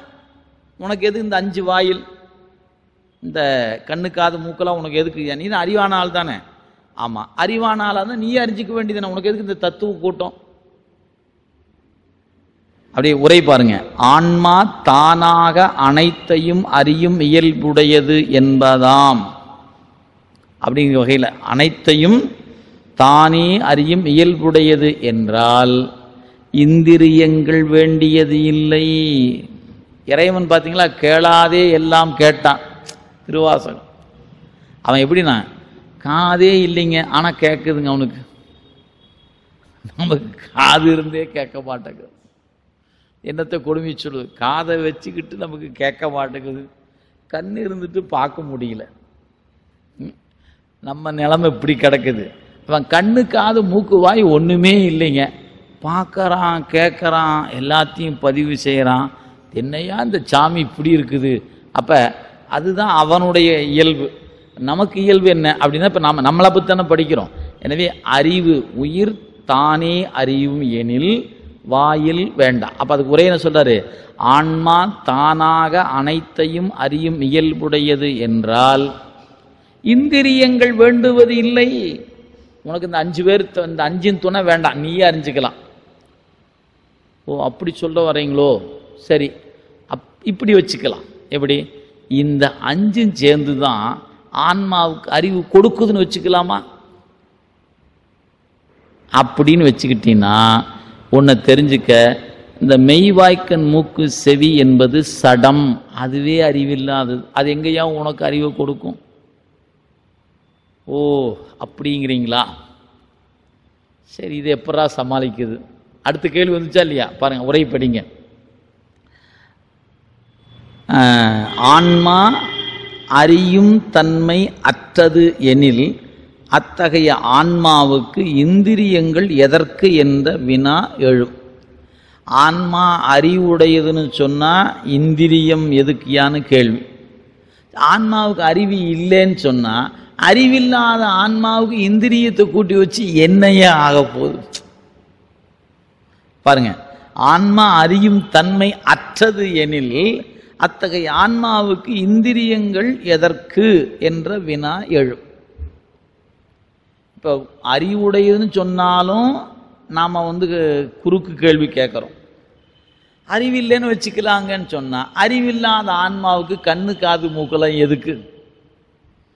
ஸோ உங்களால் ஒன்றும் தாங்கல, போயா நீ என்ன சொன்னாலும் நீ எதையா ஒன்று பேசுறியா நீ அப்படின்னு கேட்டால், அடுத்தது அது சொல்ல பாருங்க, மூணாவது வகை. இந்திரியங்கள் ஆன்மாவுக்கு அறிவை கொடுக்கும் என்றால் அவை அறிவற்ற சடம் ஆதலால் அறிவை கொடுக்க மாட்டா. அப்ப ஆன்மா இந்திரியம், ரெண்டு செய்தி. ஆன்மா இந்திரியம். ஆன்மாவுக்கே அறிவு என்றால் இந்திரியம் வேண்டியதில்லை. ஆன்மாவுக்கு அறிவு இல்லைன்னு சொன்னா இந்திரியம், அறிவில்லாத ஆன்மா இந்திரியம் எதுக்கு யானார்? சரிங்க, இந்திரியம் ஆன்மாவுக்கு அறிவு தரும்னு வச்சுக்கலாமா அப்படின்னு சொன்னா, இந்திரியங்கள் சடம், அவையும் ஆன்மாவுக்கு அறிவை தராது. மூணு வகையா இப்ப சொல்லி முடிச்சாச்சு. நாலாவது இப்படி வச்சுக்கலாங்க, இந்த இறைவன் இருக்கிறானே அவன் இந்த ஆன்மாவுக்கு கருவிகளை கூட்டி அறிவை கொடுப்பான்னு வச்சுக்கலாமே. அடுத்தது பாருங்க, அப்படியே ஐயாவுடைய உரை பாருங்க. எல்லாவற்றையும் இயல்பாகவே தானே அறியும் இறைவன் ஆன்மாவுக்கு அறியும் தன்மையினை கொடுப்பான் என்றால், நீங்க அறிகிற தன்மை சாமி தான் கொடுக்கணும் அப்படின்னு நீங்க சொன்னீங்கன்னா, ஆன்மா இயற்கையில் அறிவில்லா சடப்பொருள் என்று ஆகும். என்னப்பா அது? நீங்க லேசா படிச்சீங்கன்னா ஒண்ணுமே புரியாத மாதிரி இருக்கும். இப்போ எனக்கு தெரியல, உங்களுக்கு புரிஞ்சுதான்னு எனக்கு தெரியல. இந்த பாட்டின் செய்தி என்ன அப்படின்னா, ஆன்மா அறிவுடையதா அறிவற்றதா, இது ஆராய்ச்சி. அறிவுடையது அப்படின்னு ஒரு சாரார சொல்றான். அறிவுடையதுன்னா இந்திரியம் எதுக்கு ஏன்னார்? உனக்கு நீயே அறிந்துக்குவேன்னா உனக்கு இந்திரியம் வேண்டியதில்லை. அப்போ ஆன்மாவுக்கு அறிவில்லைன்னு வச்சுக்கலாமா? சரி, ரெண்டாவது ஒன்றா அறிவில்லைன்னு வச்சுக்குவோம்.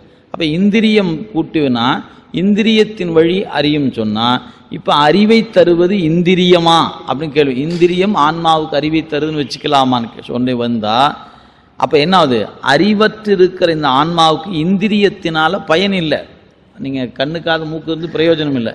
சரி, இந்திரியம் ஆன்மாவுக்கு அறிவை தரும் சொன்னால் இந்திரியம் சடம், ஆன்மாவுக்கு அறிவை தராது. அப்போ சரி, இறைவன் ஆன்மாவுக்கு அறிவை தரான்னு வச்சுக்கலாமா ஐயா அப்படின்னு நீங்கள் நாலாவதாக வந்தீங்கன்னா, இறைவனுடைய நோக்கில் இறைவன் மேலே இருக்கிறான், கீழே பசு பாசம் இருக்குது இல்லைங்களா? அவன் நோக்கில் எல்லாம் கீழே தான் இருக்கிறோம். இறைவன் பசுவுக்கு மட்டும் அறிவை கொடுத்துட்டு பாசத்துக்கு அறிவை கொடுக்கலை. ஏன்? நானும் அறிவில்லாமல் இருந்தேன், பாசமும் அறிவில்லாமல் இருந்துச்சு. இந்த இறைவன் பசுக்களாகிய உயிர் கூட்டத்துக்கு மட்டும் அறிவை கொடுத்துட்டு பாசமாக இருக்கிற பொருளுக்கு அறிவை கொடுக்காம விட்டுட்டான். இது ஓரவஞ்சனை தானே? இப்போ ஒரு புத்தகம் கொடுக்குறோங்க, எல்லாத்துக்கும் கொடுக்கணும். அப்படி கொடுத்தா தான் அது கருணை. எனக்கு பிடிச்சவங்களா பார்த்து 4 பேர்த்துக்கு மட்டும் கொடுத்து உங்களுக்கெல்லாம் கிடையாது, உங்களுக்கு கிடையாது அப்படின்னு சொன்னோன்னு வச்சுங்க, இது கருணையா என்ன? இல்லையே. அப்ப அறிவற்றிருக்கிற ஆன்மாவுக்கு இறைவன் அறிவை தருகிறான் என்று சொன்னீங்கன்னா பிழையா போயிடும். என்னங்க இப்படி சொன்னா நான் என்னதான் மட்டும் சோத்தை போட்டுட்டு இந்த மயக்க உட்கார்ந்து இருந்த கடைசியில எல்லாம் காணாம போயிடுச்சேன் அப்படின்ற நிலைமையில இருக்குது இந்த பாட்டு. அறிவுடையது ஆன்மானா நீங்க அறிவு தானே அறிவதுன்னு சொன்னீங்கன்னா தப்பு. தானே அறிவுதான் இருந்தால் இந்திரியம் தேவையில்லை. சரி, இந்திரியம் அறிவை தரும் சொன்னா அறிவில்லாததுக்கு இந்திரியம் என்ன பயன்? ஆன்மா அறிவில்லை, அப்ப அந்த ஆன்மா அறிவில்லாத ஆன்மாவுக்கு இந்திரியத்தினால ஒரு பயனுமே இல்லையே. அப்ப மூணாவது என்ன பண்ணலாம்? இந்திரியங்கள் ஆன்மாவுக்கு அறிவை தருதுன்னு வச்சுக்கலாமேன்னு சொன்னா, அட இந்திரியம் சடமியா, அது அறிவை தராதியான்னார். ஓஹோ, நாலாவதா வச்சுக்கலாம், இறைவன் ஆன்மாவுக்கு அறிவை தருகிறான்னு வச்சுக்கிட்டா, இந்த ஆன்மாவுக்கு அறிவை தருகிற இறைவன் ஆன்மாவோட இருக்கிற பாசப்பொருளா இருக்கிற ஆணவம் கர்ம மாயை 3 அங்கதானே இருக்குது. அதுக்கும் சேர்த்து இந்த நீங்களும் அறிவை வச்சுக்குங்க. இந்த உயிருக்கு அறிவு கொடுக்குறேன், உங்களுக்கும் கொடுத்துட்டுமா அப்படின்னு கொடுத்துட வேண்டியதானே இறைவன். அதை விட்டு போட்டு பாசத்துக்கெல்லாம் விட்டு போட்டு பசுவுக்கு மட்டும் அறிவை கொடுத்தான்னு சொன்னா இறைவன் கருணைக்கு இழுக்கு. என்னையா எப்படி பேசுனா? இதுக்கு பேர் தான் சைவ சித்தாந்தமா? எப்படி பேசினா மறுத்து மறுத்து பேசுறீங்களே அப்படியே பாருங்க, அதான் இந்த பாட்டில் சொல்லியிருக்கிறார். எனவே அறியும் தன்மை ஆன்மாவுக்கு யாரு? இறைவன் ஆன்மாவுக்கு அறியும் தன்மை கொடுப்பான் என்றால் ஆன்மா இயற்கையில் அறிவில்லா சடப்பொருள் என்று ஆகும். அப்புறம் இறைவன் அறிவில்லாத பொருளுக்கு அறிவை கொடுக்க மாட்டான். ஏன்? ஈசன் அசேதனத்து அழித்திடானே. நினைச்சு பாருங்க, அறிவற்ற பொருளுக்கு இறைவன் அறிவை தருகிறான்னு நீங்க சொன்னீங்கன்னா, ஆன்மா அறிவற்றது அதுக்கு அறிவு தருகிறான் என்றால் மாயைக்கும் கண்மத்துக்கும் ஆணவத்துக்கும் அறிவை கொடுக்கணுமே. நினைச்சு பாருங்க, அறிவில்லாமலே அது நம்மளை படாத பாடுபடுத்துது. வினை எவ்வளவு கொடுமையா இருக்குன்னு நமக்கு தெரியுதா இல்லையா? உடம்பு மாயை தான், இது அறிவில்லாமலே நம்மளை போட்டு மயக்கம் பண்ணுது. கொஞ்சம் அறிவு இது கொஞ்சம் இருந்துச்சுன்னா என்னைக்காவது தேர முடியுமா? நாம இந்த கூட்டணி பிரிக்கவே முடியாதுங்க. அப்படியே கிடக்க வேண்டியதான் காலங்காலமாக. அப்புறம் தேர்றக்கு வழியே இல்லாமல் தான் கிடப்போம். ஆக சடப்பொருளாக அறிவற்ற பொருளாக இருக்கக்கூடிய இந்த சார்பில் இந்த பாசக்கருவிகள் அறிவற்றவை. அப்போ நாம் நீங்கள் என்ன தெரிஞ்சுக்கணும்? இறைவன் அறிவே வடிவமானவன், தானே அறிபவன். உயிர்கள் அறிவிக்க அறிபவை. அதை தப்ப நிரூபிக்கணும். நிரூபிக்க வேண்டிய கட்டாயம் என்ன ஆகிப்போச்சு? முதல்ல உயிர் என்ற ஒரு பொருள் உண்டுன்னு நிரூபிக்கணும். 51 சொல்லிட்டார். 52 சொல்றாரு உயிருக்கு அறிவுன்னு ஒன்று இருக்குது. அப்படின்னா அறிவுனா அந்த அறிவு தானே அறிகிற அறிவுனா, தானே அறிகிற அறிவு உயிருக்கு இல்லை என்பது நம்ம கோட்பாடு. அவன் மற்றவங்க சொல்லுவது உயிருக்கு அறிவிக்கிறதுக்கு ஒரு ஆள்லாம் தேவையில்லையா? எதுக்கே ஒரு ஆள்? நான் அறிஞ்சிக்குவேன், எனக்கு எதுக்கு ஒருத்தன் வந்து சொல்லி கொடுக்கணுமா என்ன? நீங்கள் என்னமோ குருநாதர் வேணும் குருநாதர் வேணும் இறைவன் வேணுங்கிறீங்க, எனக்கு தெரியாதா அறிகிற வேற எப்படின்னு? அறிதான் நான் அறிஞ்சிக்குவேன் அப்படின்னு பேசுகிறவனுக்கு தான் இந்த பாட்டு. அறிதல் என்பது ஒரு உயிருக்கு நிகழ்வது எப்படி நிகழும்? இறைவன் அறிவிக்கத்தான் அறிய முடியுமே அன்றி நாமவே அறிந்து கொள்கிற ஆற்றல் நமக்கு இல்லை. ஏன்? நம்மோடு கூடியிருக்கிற கருவிகளாகிய கண்ணு காது மூக்கு வாய் போன்றவையெல்லாம் அறிவற்ற பொருள். இந்த அறிவற்ற பொருள் நமக்கு அறிவை தராது. அறிவற்ற பொருளோடு கூடி நாம் அறிவையும் வளர்த்து கொள்ள இயலாது. அப்ப இறைவன் என்ன செய்யணும்? அவன் தான் அறிவை நமக்கு என்னாக வேணும்? கொடுத்தாக வேண்டும். அறிவு கொடுக்க இறைவன் சொன்னீங்கன்னா போச்சே. அறிவே இல்லாத உயிருக்கு அறிவு கொடுத்தான்னு சொன்னாலும் பிழையா போச்சு. என்னதான் சொல்ல வரீங்க முதல்ல அப்படின்னு ஒரு கேள்வி இருக்குதுங்க. அதுக்கு பதில் அடுத்த பாட்டில் சொல்றாரு பாருங்க. இன்னும் முடியல, அந்த கேள்விக்கான விடை தொடர்கிறது. அறிவினால் அறிந்த யாவும் அசத்து ஆதல் அரிதி என்றும், அறிவினால் அறிந்த யாவும் அசத்தாதல் அரிதி என்றும், அறிவினால் அறியோனாததேல் ஆயதொன்றில்லை. தொன்மை அறிவுதான் ஒன்றை முந்தி அது அதுவாக காணும். அறிவு கான் அசத்து மற்ற அது அறிவினுக்கு அறிவோனாதே. இந்த பாட்டில் என்ன சொல்ல வர? ஆன்மா எதையெல்லாம் அறிகிறதோ அதெல்லாம் அழிந்து போகும். எதையெல்லாம் நம்ம அறிகிறோமோ அழிஞ்சு போகிறது தாங்க அறிவோம். நினச்சி பாருங்க, முதல் வரி அறிவினால் அறிந்த யாவும் அசத்தாதல் அரிதி. அடிக்கோடிட்டு வச்சுக்கணும்.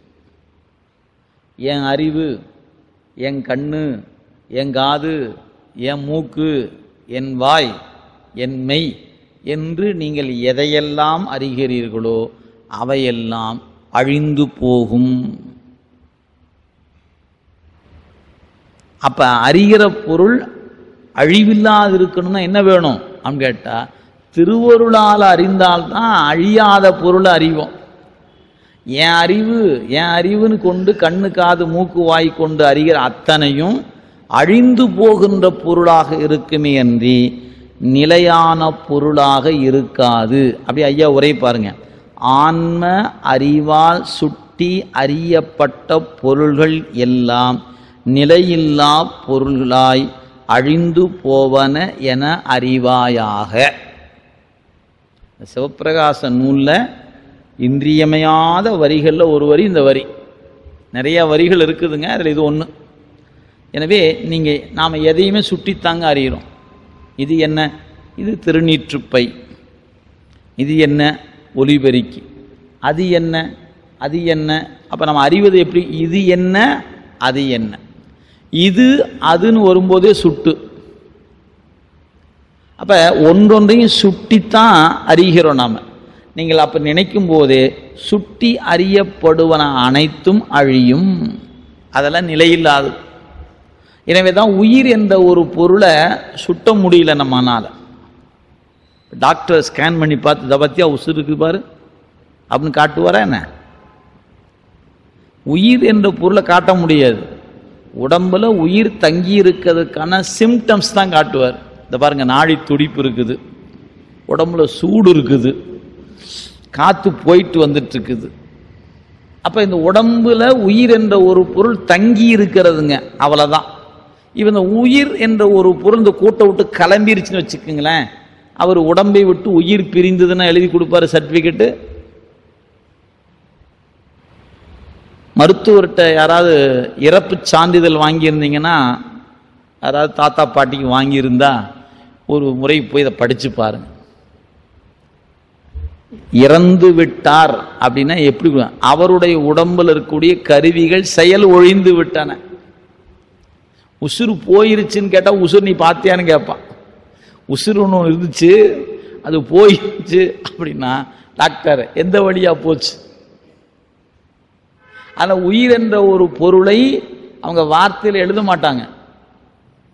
யாராவது மருத்துவர் படிச்சிருந்தாலும் சரி, இல்லைன்னா மருத்துவர் படிச்சுன்னு வச்சு கூப்பிட்டு வச்சு கேட்டுடலாம், டாக்டர் நீங்கள் படிச்சிட்டீங்களா? டாக்டர் தானே நீங்கள்? ஆமாம். இப்போ இறந்துட்டாருங்கிறது நீங்கள் எப்படி சர்டிஃபிகேட் பண்ணுவீங்க? உயிர் போய்விட்டு விட்டது, அதாவது உயிர் புறப்பட்டு போய்விட்டது, இல்லை உயிர் உடம்பை விட்டு போய்விட்டது அப்படின்னு சர்டிஃபிகேட் பண்ணுவாரா? அல்லது என்ன கொடுக்குறாங்க? யாராவது வாங்கியிருந்தீங்கன்னு நினைவுபடுத்தலாம். டெட், இந்த டெட் அப்படின்னா கொடுக்குறாங்க. அதுக்கு என்ன? அதுக்கு அகராதி எடுத்து பாருங்க. செயல்பட்டு கொண்டிருந்த உறுப்புகள் செயல்படாது ஒழிந்தன, முடிஞ்சு போச்சு, தான் செத்து போனான்னு அர்த்தம். கண்ணு பார்த்துக்கிட்டே இருந்துச்சு, பார்க்கறத விட்டுருச்சு. இதயம் துடித்து கொண்டே இருந்தது, துடிப்பை விட்டுருச்சு. உடம்பு சூடாக இருக்க வேண்டிய ஒன்று சூடு இல்லாமல் போயிருச்சு. எனவே செயல்பாடுகள் ஒடுங்கி விட்டன, முடங்கி விட்டன, ஒழிந்து விட்டன. இதுக்கு பேர் தான் டெட் சர்டிஃபிகேட். உயிர் போய்விட்டது என்ற சர்டிஃபிகேட் கொடுக்க மாட்டாங்க. அப்போ செயல்பாடுகள் ஒடுங்குவது தான். அப்போ நம்ம என்னது? நம்ம உடம்புக்குள்ளே இருந்துக்கிட்டு இந்த உலகத்தை 5 வகையாகத்தான் அறிய முடியும். கண்ணால், காதால், மூக்கால், நாக்கால், மெய்யால். இதாங்க அறிகின்ற வழி. இப்படி இதுக்கு மேலே ஒரு வழியாக அறியலாம். எது? மனத்தால். 6வது வழி மனத்தால். இந்த மனம் என்பதும் சடம்தான். எனவே மனம் என்பதும் சடக்கருவி என்பதனால மனத்தால் அறிவதும் அழிந்து தான் போகும். அதுதான் என் அறிவு. எப்படா கண்டுபிடிச்ச? கண்ணை மூடி உட்கார்ந்து தியானம் செய்து தியானத்தின் வழி அறிந்தேன் அப்படிங்கும்போது, மனத்தின் வழி தியானம் பண்ணுன்னு சொன்னீங்கல்ல, மனத்தின் வழி அறிந்தேன்னு சொல்லும் பொழுது நீ அறிந்ததெல்லாம் அழிந்து போகும். அப்போ சொன்னால் நீங்கள் எல்லாரும் அப்படி, திருமூலர் கூட மனத்தின் வழி தான் சொன்னார். அப்போ அழிஞ்சிச்சேன்னு அவர் ஒன்றும் அப்படி சொல்லலைங்க. நான் சொல்வதெல்லாம் என் இறைவனுடைய வாக்கு என்று அறிந்தார். நான் சொல்லலைங்க, இறைவன் சொன்னா. என்னை இறைவன் இவ்வாறு பணித்தான் சொன்னார். தன்னை நன்றாக படைத்தது எதற்காக அப்படின்னு கேட்டா, நன்றாக தமிழ் செய்யுமாறு என்னை படைத்தான். என்னை இந்த கூட்டுக்குள்ள இவரா போய் போனாரு, அது உயிர் துன்பம் நீங்கன்னு போனாரு, அதிலே தங்க வச்சாரு, பாட வைத்து இருந்து பண்ணி அத்தனை சிவம் செய்வித்தது என்பதை அவர் உணர்ந்திருக்கிறதுனால அவர் நாம் பாடணும்னு சொல்லலைங்க. அதெல்லாம் திருமூலனுடைய மூலன் அப்படின்னு சொல்லக்கூடிய இறைவன் சொல்லாக என் நந்தி தெரிந்து உரைத்தானே, என் நந்தி உரைத்தானே, என் நந்தி சொன்னான் தான் பாடியிருக்கிறார். அங்கே நந்தி என்பது அவருடைய குருவையும் குறிக்கும், சிவத்தையும் குறிக்கும். அப்ப நந்தி என்று, அப்ப குரு சொன்னார், குரு சொன்னார் தான் சொன்னார். நான் அறிந்தேன், நான் அறிந்தேன். 1000 ஆண்டு யோகம் இருந்து அறிஞ்சிருக்கிறேன். சும்மாவா? நான் சொல்ல தப்பா போயிருமா என்ன அப்படின்னு 3000 பாட்டில் எந்த பாட்டிலையும் இல்லை. என்னுடைய நந்தி சொன்னான், என் குரு சொன்னான் தான் சொல்லியிருக்கிறார். அப்போ உங்கள் அறிவால் அறியப்படுவது அனைத்தும் மாற்றத்துக்கு உட்பட்டவையே. எதெல்லாம் மாறுகிறதோ அதெல்லாம் தான் நம்ம அறிவால் அறிஞ்சிருக்கிறோம். அந்த ஒரு வரியில் அவ்வளவு சுவை இருக்குதுங்க. இதே போன்ற ஒரு தொடர் சிவஞான சித்தியாரில் உண்டு. அது அங்கே படிக்கும்போது பார்த்துக்கொள்ளுங்க, வச்சுக்கோங்க. ஆனால் உங்கள் புத்தகத்தில் அடிக்கோட்டு கொள்ள வேண்டிய ஒரு வரி அந்த வரி. அடுத்து பாருங்க, எக்காலத்திலும் ஆன்ம அறிவால் சிவம் அறியப்படாத பொருள் என்றால் அச்சிவத்தால் ஆன்மாவுக்கு உண்டாகும் பயன் ஒன்று இல்லை. பாட்டில் 2வது வரி, என்றும் அறிவினால் அறிய உணாததேல் ஆவது ஒன்று இன்மை. இறைவன் உயிரினுடைய அறிவுக்கு அகப்படவே மாட்டான் என்று சொன்னால் அப்படிப்பட்ட இறைவனால் ஆன்மாவுக்கு உண்டாகிற பயன் ஒன்றுமில்லை. சரி, அடுத்தது, தொன்மை அறிவுதான் ஒன்றை முந்தி அது அதுவாய் காணும் அறிவு கான் அசத்து. பழமையான ஆன்ம அறிவு இந்திரியங்களின் வழி நின்று உணரும் பொருள்களில் அது அதுவாக நின்று அழுந்தி நிற்கும் அறிவு ஆகும். இன்று அவ்வறிவால் அறிந்த பொருளே நிலையில்லாத பொருள் ஆகும். எல்லாவற்றுக்கும் மேலாக விளங்கும் சிவபரம் பொருள் ஆன்ம அறிவால் குறித்து உணர இயலாதது ஆகும். எனவே பதிஞானத்தால் அறியப்பெறும் பொருள் இறைவன். இறைவனை நீங்கள் உலகப் பொருளை போல காண இயலாது அப்படின்னு சொல்லிட்டார். இந்த அறிதலை பற்றி 6 சமயத்தை சார்ந்தவர்கள் 6 வகையாக சொல்கிறாங்க. அடுத்த பாட்டு அப்படித்தானுங்க. பாட்டை படிச்சிடறேன், பொருள் கீழே இருக்குது, நீங்கள் தான் பொருள் பார்த்துக்கணும். பாட்டை பாருங்க. எவ்வறிவு அசத்து அறிந்தது எனில் உயிர் அறியாது, ஈசன் அவ் அறிவு அறியான் அல்லது அசேதனம் அறியாது, ஆவி செவ்வியுற கருவி கூடி தெரிவுறாது, அருளில் சேராது, இரு வகையது எண்ணில் ஒளி இருள் ஒருங்கு உறாவே. அப்போ அசத்தாகிய நிலையில்லாத பிரபஞ்சத்தை அறிகிறது எந்த அறிவு? இறைவனை நம்ம அறிவால் அறிய முடியாதுன்னு சொல்லியாச்சு போன பாட்டில்.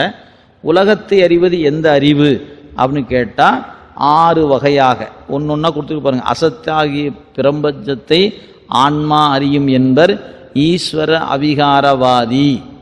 இதுக்கெல்லாம் விளக்கம் அந்த பரபக்கம் படித்தா தாங்க சொல்ல முடியும். பார்த்துங்க, குறிப்பு ஐயா கொடுத்துட்டாங்க. அறிவித்தாலன்றி அறியாத ஆன்மா தானாக பிரபஞ்சத்தை அசத்து என்று அறிய மாட்டாது. இந்த உலகம் அசத்து என்ற ஒன்றை கூட இறைவன் சொன்னாதான் தெரிஞ்சு கொள்ள முடியுமே ஒழிய நானாகவே தெரிந்து கொள்ளலாம் இயலாது என்பது அதுக்கு மறுப்பு சொல்லப்பட்டது. 2வது, அசத்தாகிய பிரபஞ்சத்தை இறைவன் அறிவன் என்பார் பரிணாமவாதி. இறைவன் நிறைவான பேரறிவு உடையவன், எல்லாவற்றையும் ஒருங்கே அறிபவன், ஒவ்வொன்றையும் தனித்தனியே சுட்டி அறியான். ஆன்மா தனித்தனியாக சுட்டி அறியும், இறைவனுக்கு அவ்வாறு சுட்டி அறிகின்ற அறிவு கிடையாது. எனவே பிரபஞ்சத்தை இறைவன் அறிவது இல்லை என்று மறுக்கப்பட்டது. 3வது, அசத்தாகிய பிரபஞ்சத்தை இந்திரியங்கள் அறியும் என்பர், மெய்வாய்க்கண் மூக்குச்செவியை அறியும் என்பர். யாரு? சங்கிராந்தவாதி என்பவன். அவை இரண்டும் ஆன்மா இறைவன் அல்லாத இந்திரியங்கள் தாமே அறியும், அறிவில்லாதன அசேதனம், அவை அசத்தாகிய பிரபஞ்சத்தை அறியா என்று மறுக்கப்பட்டது. 4, ஆன்மா இந்திரியங்கள் கூடி அசத்தாகிய பிரபஞ்சத்தை அறியும் என்பர் சிவசமவாதி. ஆன்மா தனக்கென அறிவு இல்லாதது, இந்திரியங்கள் அறிவற்றன, இரண்டும் கூடி அசத்தாகிய பிரபஞ்சத்தை அறியா என்று அவனுக்கு மறுப்பு சொல்லியாச்சு.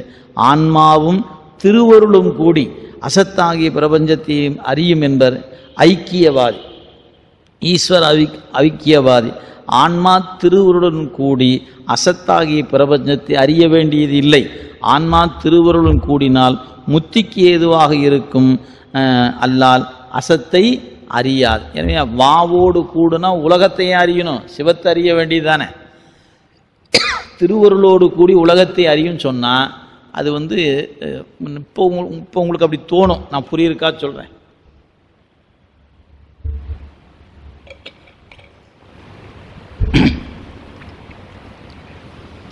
இப்போ பூசை பண்ணுறோம். இந்த பூசையினால் இறைவனுடைய கருணை உங்களுக்கு கிடைத்தது, உங்களுக்கு அந்த அருள் கிடைச்சிருச்சுன்னு வச்சுக்கோங்களேன். உங்களுக்கு சில குறிப்புகள் தெரியுது. அதாவது நாளைக்கு இது நடக்க போகுது அப்படின்னு உங்களுக்கு தெரியுதுன்னு வச்சுக்கோங்களேன். அப்போ நீங்கள் 2-3 முறை பரிசோதனையாக பார்ப்பீங்க. இதெல்லாம் சரியாக நடக்குதா, அப்படியே நடக்குது, இதெல்லாம் எப்படி வந்துச்சு, இந்த பூசையில் தான் வந்திருக்குது அப்படிங்கிற அறிவு வந்த உடனே உங்கள் அறிவு என்ன பண்ணும்னா, இனி இதை வச்சு காசாக்கலாம்னு நினைக்குமா? எப்படியும் நம்ம அருள்வாக்கு சொல்கிறேன்னு கூப்பிட்டு உட்கார வச்சு, பாங்க நீ இதுக்கு தானே வந்திருக்கிற, கடவுளே கண்டுபிடிச்சிட்டீங்க, உன் பிரச்சனை இது, அதுக்கு மேலே அவன் அப்படியே மூச்சே வச்சு இதை தீர்க்கணும்னா பிளாங்க் செக் ஒன்று கொடுத்துட்டு போ, எல்லாம் சரி பண்ணி கொடுத்துறேன். அப்புறம் நீங்கள் இந்த அருள் என்ற ஒன்றை வாங்கிக்கிட்டு இதையா பண்ணிகிட்ருப்போம். எப்போ நீங்கள் அருள் வயப்படுகிறீர்களோ அப்போவே உங்களுக்கு என்ன தோணும் தெரியுங்களா? இந்த அருளை கொண்டு சிவத்தை அறிஞ்சிக்கிட்டு சிவனேன்னு இருக்கலான்னு தோணிடும். இந்த உலகத்தை அறியணும்னு நினைக்க மாட்டோம்ங்க. அவர் யார், நான் சொல்கிறேருங்க அப்படின்னு, எனக்கு அருள் இருக்குது, என் அருள்லையே நான் நீங்கள் யாருன்னு சொல்லிடுவேன். அந்த வேலையோ பயன்படுத்திகிட்டு இருப்போம், பயன்படுத்தவே. உண்மையான ஞானிகள் ஒருபோதும் இது போன வேலையை செய்யவே மாட்டாங்க. அப்போ அருள் வயப்படுகிற உயிர் சிவத்தை அறியும். அதை விட்டு போட்டு இந்த உலகம் எப்படிப்பட்டது, நான் இப்போ நியூட்ரான் சொல்ல போகிறேன், எலக்ட்ரான், செவ்வாயில் என்ன நடக்குன்னு சொல்லட்டுமா நான் அப்படின்னு உட்காந்துக்கிட்டு செவ்வாயை ஆராய்ச்சி பண்ணிகிட்டு இருப்போங்கிறீங்க. ஒரு செவ்வாய் நமக்கு வேண்டாமையா, நான் பெருமான ஆராய்ச்சி பண்ணி அப்படியே அந்த அவனை அழுந்தி பேச்சற்று இருக்கிற இடத்துல போய் உட்கார்ந்துக்கும் நினைப்பனை ஒழிய நான் என்ன நினைக்க மாட்டேன், உலகத்தை அறிய வேண்டும் என்றோ உலகத்தில் இருப்பவனை அறிய வேண்டும் என்றோ அறிந்து கொள்ள வேண்டிய தேவையில்லை. அதுதான் அந்த கடைசி வரி, அந்த பொருள். எனவே நான் ஏதை சொன்னேன்னா 5வது வரி கொஞ்சம் புரிஞ்சுக்கிறதுக்காக, ஆன்மா திருவருளுடன் கூடி அசத்தாகிய பிரபஞ்சத்தை அறியும் என்பது ஈஸ்வர அதிகாரவாதியின் கோட்பாடு. நாம் எப்படி மறுக்கிறோம், திருவருளாகிய பிரபஞ்சத்தோ, அதாவது திருவருளோடு ஆன்மா கூடுனா முத்திக்கு ஏதுவாக இருக்குமே அன்றி அது அசத்தை அறியாது. நான் ஏன் உலகத்தை அறிஞ்சிட்டு கிடப்பானே அப்படின்னு அந்த கொள்கை மறுக்கப்பட்டது.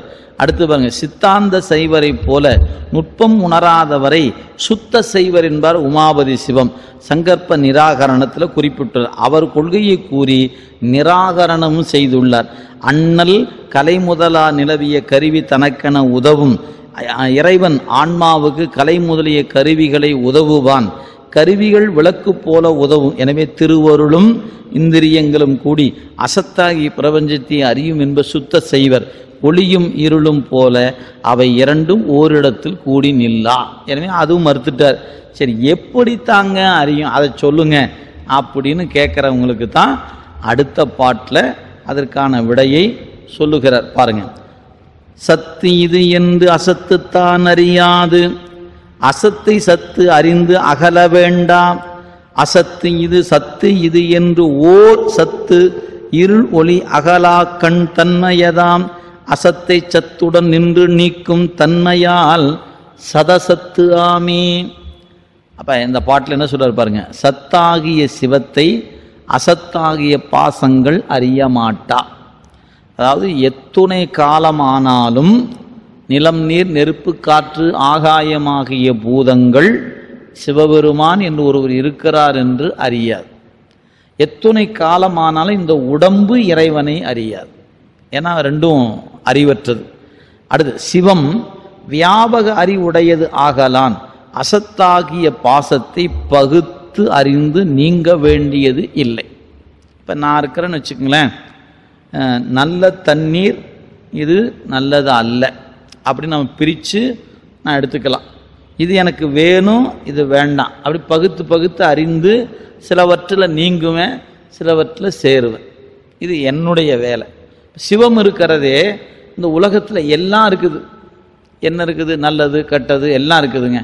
இப்போ இவன் நல்லவன், இவன் கூட இருக்கலாம், அவன் கெட்டவன், அவன் கூட இருக்கக்கூடாது அப்படி நீங்கிடுவானா என்ன? இல்லை, எல்லாத்து கூடவுமே இருப்பான். ஒன்று. ரெண்டாவது, ஒவ்வொருவரையும் அவன் தனித்தனியாக உலகத்தை, இது இந்தியா, இது பாகிஸ்தான், இது அமெரிக்கா என்று அவன் தனித்தனியாக அறிய வேண்டிய தேவை இருக்கான்னு கேட்டால் அப்படி எந்த தேவையும் இல்லை. இது வைரம் என்று அறிய வேண்டிய அவசியம் அவனுக்கு இல்லை, இது தங்கம் என்று அறிய வேண்டிய அவசியம் அவனுக்கு இல்லை. ஆக பகுத்து அறிகின்ற அறிவு ஆன்மாவுக்குத்தான் தேவையே ஒழிய இறைவனுக்கு பகுத்தறிகின்ற அவசியம் இல்லை. எனவே எல்லாவற்றையும் ஒருங்கே அறிகிற அவனுக்கு தனித்தனியாக பகுத்தறிய வேண்டிய தேவை இல்லாதவன். இதுதான் இறைவனுக்கான சிறப்பு இலக்கணம். இறைவனுக்குரிய இலக்கணத்தில் ஒன்று, அவன் நம்மை போல பகுத்து அறிய வேண்டிய தேவை இல்லாதவன். அதனால சொல்றார், எனவே அசத்தை அவன் அறிந்து நீங்க வேண்டிய அவசியம் அவனுக்கு இல்லை. ஏன்? அசத்தால் அவனுக்கு எதுவுமே ஆகாது. இது பசு, இது பாசம் என்று இரண்டையும் அறிந்து இரண்டையும் விட்டு நீங்குவான் அவன் இல்லை. எல்லாத்துக்கும் இடம் கொடுத்துருக்கிறான் அவன், அவங்கள்ட்ட தான் எல்லாமே கிடக்கும். ஆனால் அவனை விட்டு இந்த பசுவும் இல்லை பாசமும் இல்லை. ஆனால் அந்த பாசத்தையும் பசுவையும் இது பசு என்றும் இது பாசம் என்றும் அறிந்து நீங்க வேண்டிய தேவையோ சேர வேண்டிய அவசியமோ அவனுக்கு இல்லை. எனவே அவன் எந்த பொருளை விட்டு நீங்குவதும் இல்லை, எந்த பொருளோடு அவன் கூடுவதும் இல்லை. எல்லா பொருளோடும் கலந்து கடந்து எல்லாவற்றுக்கும் மேலாக நிற்கிற அவனுடைய இருப்பு வேற. எனவே நாம் அறிவது போல அறிந்தறிந்து நீங்க வேண்டிய அவசியம் அவனுக்கு இல்லை. நாம் இன்னைக்கு புதுசாக மார்க்கெட்டில் ஒன்று வந்திருக்குதுன்னா நம்ம போய் ஆசையாக போய் அறிவோம். ஆஹா, இன்னைக்கு தாங்க கடைக்கு வந்திருக்குது, என்னென்னு போய் பார்க்கலான்னு போய் அறிவோம். அது மாதிரி அவன் உலகத்தை அறியணுமா அப்படின்னு கேட்டால் அப்படிலாம் உலகத்தை அறிய வேண்டிய தேவை அவனுக்கு ஒன்றுமே. ஏன்? இந்த உலகத்தால் அவனுக்கு ஆக வேண்டிய தேவை என்பது ஒன்றும் இல்லை. அதுதான் இந்த வரியினுடைய பொருளுங்க. எனவே ஐயாவுடைய வரியை பாருங்க, அசத்தாகிய பாசத்தை பகுத்து அறிந்து நீங்க வேண்டியது இல்லை இது இறைவனுக்கு. ஆதலால் அசத்தாகிய பாசம் இது என்றும் சத்தாகிய சிவம் இது என்றும் அறியும் தன்மை உடையது ஆன்மா. ஆக அசத்து பொருளாகிய பாசம் இறைவனை அறியாது, இறைவனோ பாசத்தை அறிய மாட்டான். அப்ப இது அதை அறியாது, அது எதை அறியாதுன்னா இரண்டையும் அறிவதாக இருக்கிற பொருள் இந்த இரண்டும் இல்லாமல் வேறொரு பொருளாக இருக்க வேண்டும். அதுக்கு பேர் தான் உயிர். அதான் சொல்றார், எனவே பாசம் இது என்றும் சிவம் இது என்றும் அறியும் தன்மையுடையது ஆன்மா. இருளிலே இருந்த பொழுது இருளாயும் ஒளியிலே இருந்த பொழுது ஒளியாயும் இருந்த கண் இருளும் ஒளியும் அல்லாததாக இருந்தது. அதுபோலவே ஆன்மா சத்தும் அசத்தும் அல்லாததாக இருந்தது. அசத்தாகிய பாசத்தை சத்தாகிய சிவத்துடன் கூடி நின்று நீங்கும் தன்மையால் சதசத்து என்று வழங்கப் பெறும். எனவே ஆன்மா அசத்தோடு கூடி நிற்கிறது. இது அசத்திலிருந்து நீங்கி இது இறைவனுடைய உதவியால இதை விட்டு நீங்கக்கூடியது, அதுதான் ஆன்மா அப்படின்னார்.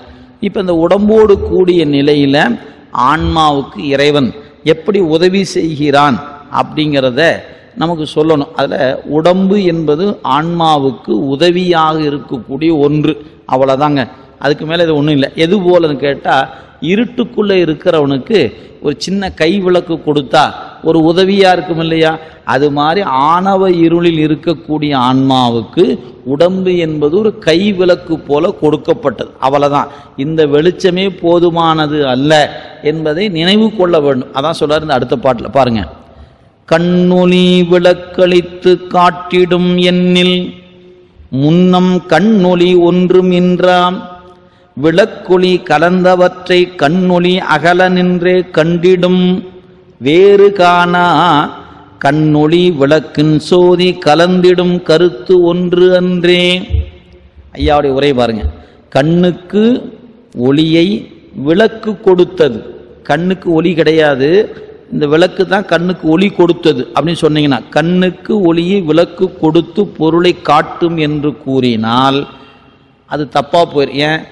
கண் பார்வை இல்லாதவனுக்கு விளக்கு வெளிச்சத்தை கொடுக்குதா? இல்லையே. கண் பார்வை ஏற்கனவே இருக்கணுக்கு தான் விளக்கு உதவி தேவைப்படுது. கண் பார்வை இயல்பாகவே இல்லாத ஒருத்தருக்கு, நமக்கும் இப்போ இருட்டாக இருக்குது, நம்ம கையில் ஒரு விளக்கு கொடுத்து நீ அந்த போப்பான்னு சொல்கிற மாதிரி அவர் கையில் ஒரு விளக்கு கொடுத்து நீ போப்பான்னா அவருக்கு அந்த விளக்குனால ஏதாவது பயனுடைய இருக்குதா? இல்லை. ஏன்? இந்த விளக்கு வெளிச்சம் கண்ணுக்கு வெளிச்சத்தை கொடுக்குது அப்படின்னு நினச்சிட்டு இருக்கிறான் சில பேர்.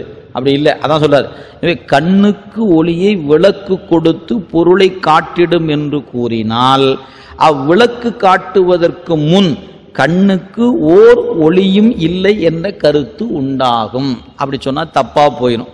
சரி, அடுத்தது விளக்கின் ஒளி கலந்த பொருள்களை கண்ணின் ஒளி வேறாக இருந்து காணும். இப்போ எங்க விளக்கு வெளிச்சம் படுகிறதோ அந்த பொருளை தான் கண் காணுகிறது, வேறாக இருந்து காணும். இவ்வாறு வேறாக நின்று காணும் போதும் விளக்கின் ஒளியுடன் கலந்து காண்பதல்லாமல் தனியே இருந்து காணும் இயல்புடையது அன்று. இப்போ இந்த விளக்கின் வெளிச்சம் நான் எந்த பொருளை பார்க்கணும்னு நினைக்கிறோம் அந்த பொருள் மேலே விழுது இல்லைங்களா. இப்போ நீங்கள் நல்லா இந்த இடம் ரொம்ப கவனமாக கொஞ்சம் வாங்கிக்கோங்க. இப்போ மேலே இருக்கிற விளக்கு, இந்த விளக்கின் வெளிச்சம் நம்ம பார்க்குற புத்தகத்து மேலே விழுது. இப்போ விளக்கின் வெளிச்சம் புத்தகத்தில் விழுந்துருச்சு. இப்போ எனக்கு கண் இருக்குது இல்லையா, என் கண்ணில் ஒளி இருக்குது இல்லையா, என்னுடைய கண்ணொளியே இந்த புத்தகத்தை காட்டுமான்னு கேட்டால் காட்டாதுங்கிறதான் செய்தி, மறந்துடக்கூடாது. கண்ணுக்கு இந்த விளக்கு வெளிச்சத்தை கொடுக்கவில்லை. ஏன் கண்ணுக்கு இந்த விளக்கு வெளிச்சத்தை கொடுக்குன்னு சொன்னீங்கன்னா கண்ணுக்கு முன்பே ஒளி என்பது இல்லாமல் போயிருச்சு. சரிங்க, அதை விட்டுடுவோம். இப்போ கண்ணொளிக்கு இந்த விளக்கு ஒளியானது எந்த பொருள் மீது விழுகிறதோ அந்த பொருளை கண்ணானது அந்த பொருளிலிருந்து வேறாக நின்று காணுகிறது. இப்போ நான் புத்தகத்தை சிவப்பிரகாசம் பார்க்குறோம், நான் பார்க்கிறேன், நான் வேற, இந்த புத்தகம் வேற. இந்த புத்தகத்தை விட்டு வேறாக நின்று தான் நான் இந்த புத்தகத்தை பார்க்கிறேன். ஆனால் நான் காணும் பொழுது என் கண் ஒளியோடு விளக்கு ஒளி என்பது என் கண் ஒளியில் கலந்து காணுவதற்கு உதவி செய்கிறது. அப்ப என்னன்னா ஒரு கருத்தை மறந்துடாதீங்க, விளக்கின் ஒளியானது நான் எந்த பொருளை காண வேண்டும் என்று கருதுகிறனோ அந்த பொருளை காட்டுகிறது, அல்லது அந்த விளக்கு ஒளி எந்த பொருளை காட்டுகிறதோ அந்த பொருளை என்னுடைய கண் ஒளியானது விளக்கு ஒளியோடு கலந்துதான் காணுமே என்று விளக்கின் துணை எனக்கு தேவையில்லை. என் கண்ணிலே ஒளி இருக்கிறது, நான் பார்த்து கொள்கிறேன் என்று இது பார்க்குமான்னு கேட்டா பார்க்காது. விளங்குனாத்தாங்க இறைவன் உதவி உங்களுக்கு புலப்படும். இந்த உவமை உங்க உள்ளத்துல பதிஞ்சதுன்னா இறைவன் உங்களுக்கு என்ன உதவி செய்யறாங்கிறது புரியும். இல்லைன்னா ஒருபோதும் புரியாது. இந்த பாட்டோட முடிச்சாலும் முடிச்சுக்கலாம், தப்பு இல்லை. ஆனால் இந்த உவமை உங்களுக்கு புரிஞ்சாத்தானுங்க நீங்கள் இறைவன் உதவி புரியும். நான் அதுதான் எளிமையாக சொல்லிட்டோம். இப்போ இந்த விளக்கு நம்ம கையில் இருக்கிற புத்தகம், மேலே இருக்கிற வெளிச்சம் புத்தகத்து மேலே விழுது. புத்தகத்து மேலே வெளிச்சம் விழாமல் விட்டுச்சுன்னு வச்சுக்கலாம், எழுத்து தெரியுமா நமக்கு?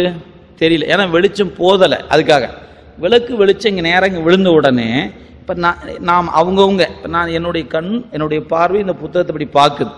இப்படி பார்க்கும்போது இந்த விளக்கு வெளிச்சம் புத்தகத்து மேலே தாங்க விழுது. எனக்கு அந்த விளக்கு வெளிச்சம் ஒரு ஹெல்ப்பும் பண்ணலை.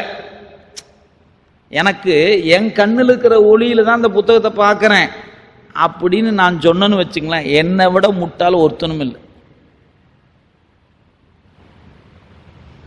புரியுங்களா? இந்த வெளிச்சம் இந்த பொருளாகிய புத்தகத்தை மட்டும் காட்டல, என் கண் ஒளியோடு இந்த விளக்கின் ஒளியானது கலந்து நான் எந்த புத்தகத்தை படிக்கணும்னு நினைக்கிறேனோ அந்த புத்தகத்தை படிப்பதற்கு இந்த விளக்கு ஒளி கண்ணொளி கூடவே உதவி செய்கிறது. அப்ப விளக்கு என்ன பண்ணுதுன்னு கேட்டீங்கன்னா, ஒரு பொருளை புறத்தே காட்டவும் செய்கிறது, கண் அதை காணும் போது கண்ணொளியோடு கலந்து உயிருக்கு உதவியும் செய்கிறது. ரெண்டு உதவி இருக்குதா? அப்ப மேலே இருந்து புத்தகத்தை காட்டுது இல்லைங்களா, அது காட்டும் உபகாரம். நான் என் உயிர் இந்த கண்ணில் நின்று இந்த புத்தகத்தை படிக்கும்போது இந்த கண்ணொளியோடு விளக்கு ஒளி கலந்து நின்று தானே காட்டுது, இது காணும் உபகாரம். அப்ப ரெண்டு வகையான உதவியை வெளியே இருக்கிற ஒரு ஒளி செய்வது போல சிவம் செய்கிறது. நான் செய்த வினைக்கேற்பத்தான் எனக்கு எல்லாத்தையும் காட்டும். அது பாவமாக இருந்தாலும் புண்ணியமாக இருந்தாலும் சரி. அந்த பாவ புண்ணியத்தை காட்டுவதோடு மட்டுமல்லுங்க, அதோடு கலந்து அனுபவிக்கும் போது சிவன் என் கூடவே இருக்கும். எது போல? இந்த கண்ணுக்கு உயிர் கூடவே இருக்குது அல்லவா, அதுபோல கண்ணொளியோடு விளக்கொளி கலந்து தானே காணுகிறோம். கண்ணொளிக்கு விளக்கின் உதவி இல்லை என்றால் காணாது. கண்ணொளியானது விளக்கொளியோடு சேர்ந்து தான் காணும். சரி, கண்ணுக்கு ஒளி இருக்கிறது. இப்போ மறந்துடுங்க, இந்த விளக்கின் வெளிச்சம் புத்தகத்து மேலே விழலைங்க. ஆனால் நான் சிவப்பிரகாசம் படிக்கணும். இப்போ என் கண்ணோடு கலந்துருச்சு, கண்ணுக்கு ஒளி இருக்குது. இப்போ விளக்கு ஒளி என் கண்ணொளியோடு இப்போ கலந்து நிற்குது, எனக்கு எல்லாமே தெரியுது. ஆனால் புத்தகத்து மேலே வெளிச்சம் விழலைங்க, ஏதோ ஒரு பொருள் இப்போ மறைக்குது. இப்போ ஒரு இந்த இடத்துக்கு ஒரு ஸ்க்ரீன் மாதிரி இருக்குது, மறைச்சிச்சு. சிவப்பிரகாசம் இப்படி கீழே இருக்குதுங்க, மேலேருந்து வெளிச்சம் புத்தகத்தில் விழுகலை. இப்போ எனக்கு இப்போ சிவப்பிரகாசம் நூல் தெரியுமா? எனக்கு தெரியல. அப்போ என்ன செய்யுதுன்னு கேட்டால், என் கண்ணுக்கு காட்டுகிற அந்த விளக்கு ஒளியானது எல்லாத்தையும் காட்டுது. இப்போ எதை காட்டுற? எனக்கு சிவப்பிரகாசத்தை காட்டல. ஏன்யா அப்படின்னு கேட்டா, விளக்கின் வெளிச்சம் சிவப்பிரகாசத்தில் படலையே. அப்ப விளக்கொலியானது கண்ணொளியோடும் கலக்க வேண்டும். கண்ணொளியோடு கலந்தா மட்டும் போதாது, நீங்க எதை காணணுமோ அந்த பொருள் மீதே விழணும். இந்த ரெண்டும் நடந்தாத்தாங்க உயிருக்கு படிச்சேங்கிற ஒரு அறிவு வரும். இது மாதிரி ஒவ்வொரு செயலிலும் இறைவனுடைய உதவி இடையறாது நடைபெற்று கொண்டே இருக்கிறது. நாம் இப்போ இங்கே படிக்கிறோம்னா சிவம் உதவி செய்கிறது. நான் சொல்லுகிறேன்னா எனக்கு சிவம் உதவி செய்கிறது, இல்லைன்னா நான் சொல்ல முடியாது. அப்போ நான் சொல்லுகிறேன் என்று நான் கருதுனா அது அறிவற்ற செயல். சிவத்தின் உதவியால் தான் இது நடைபெற்று கொண்டு இருக்கிறது நினைத்தன்னா கொஞ்சம் கடை தேரலாம், அவ்வளோதான். அதை தவிர்த்து வேறு வழி இல்லை. அதான் இந்த பாட்டில் சொல்லப்பட்ட செய்தி. ஐயா கொடுத்து உரையை கொஞ்சம் நல்லா படித்து பாருங்கள். இந்த பாட்டில் மிக அழகாக அந்த கருத்தை வலியுறுத்தி இருக்கிறாருங்க. கடைசியாக ஒரு பாட்டோடு இன்றைய பாட்டை முடிச்சிருவோம். நீ அடுத்த வகுப்பில் அடுத்த பாட்டு பார்த்துக்கலாம். ஏன்னா இது தொடர்ச்சியோடு கூடியது. பாருங்கள், 59வது பாட்டுங்க. ஓரிடத்திருத்தல் மாயா உரு நிறைந்திடுதல் ஒன்றாம் பேரிடத்தில் உரைதல் தானே பிறங்கு அறிவாகி நிற்றல் சோர்வுடை சடம் நிகழ்த்தல் எனும் இவை சொல்லோர் நல்லோர் ஓரிடத்து உணரும் உண்மை ஒளி தரும் உபலம் போலும். ஐயா உரை பாருங்க. ஓரிடத்திருத்தல், இது வைணவ கோட்பாட்டில் ராமானுஜர் உடம்பு என்கிற கூட்டுக்குள்ள உயிர் என்ற பொருள் இதயத்துக்குள்ள புள்ளின் நுனிவுக்குள்ள மேலே நிற்கிற பனித்துளி போல ஓரிடத்தில் உயிர் என்ற ஒரு பொருள் இருக்கிறது என்பது அவர் கோட்பாடு. அதை மறுத்துட்டாருங்க. அதான் செய்தி. பாருங்க, ஓரிடத்திருத்தல், ஓரிடத்தில் ஏற்றி வைக்கப்பட்ட விளக்கின் ஒளி பல இடங்களில் பரவி இருப்பது போல ஆன்மா இதயத்தில் புல் நுனிமேல் நீர்த்துளி போல் அதுவாய் நிற்கும். அதன் அறிவு உடலெங்கும் வியாபித்திருக்கும் என்பர் பாஞ்சராத்திரிகள், அதாவது வைணவர். ஆன்மா ஓர் இடத்தில் இருக்குமாயின் வடிவுடையதாகிவிடும். அதனால பிழை வந்துருங்க. ஓரிடத்தில் இருத்தல் என்பது ஆன்மாவுக்கு உருவம் சொன்ன மாதிரி ஆயிடும்.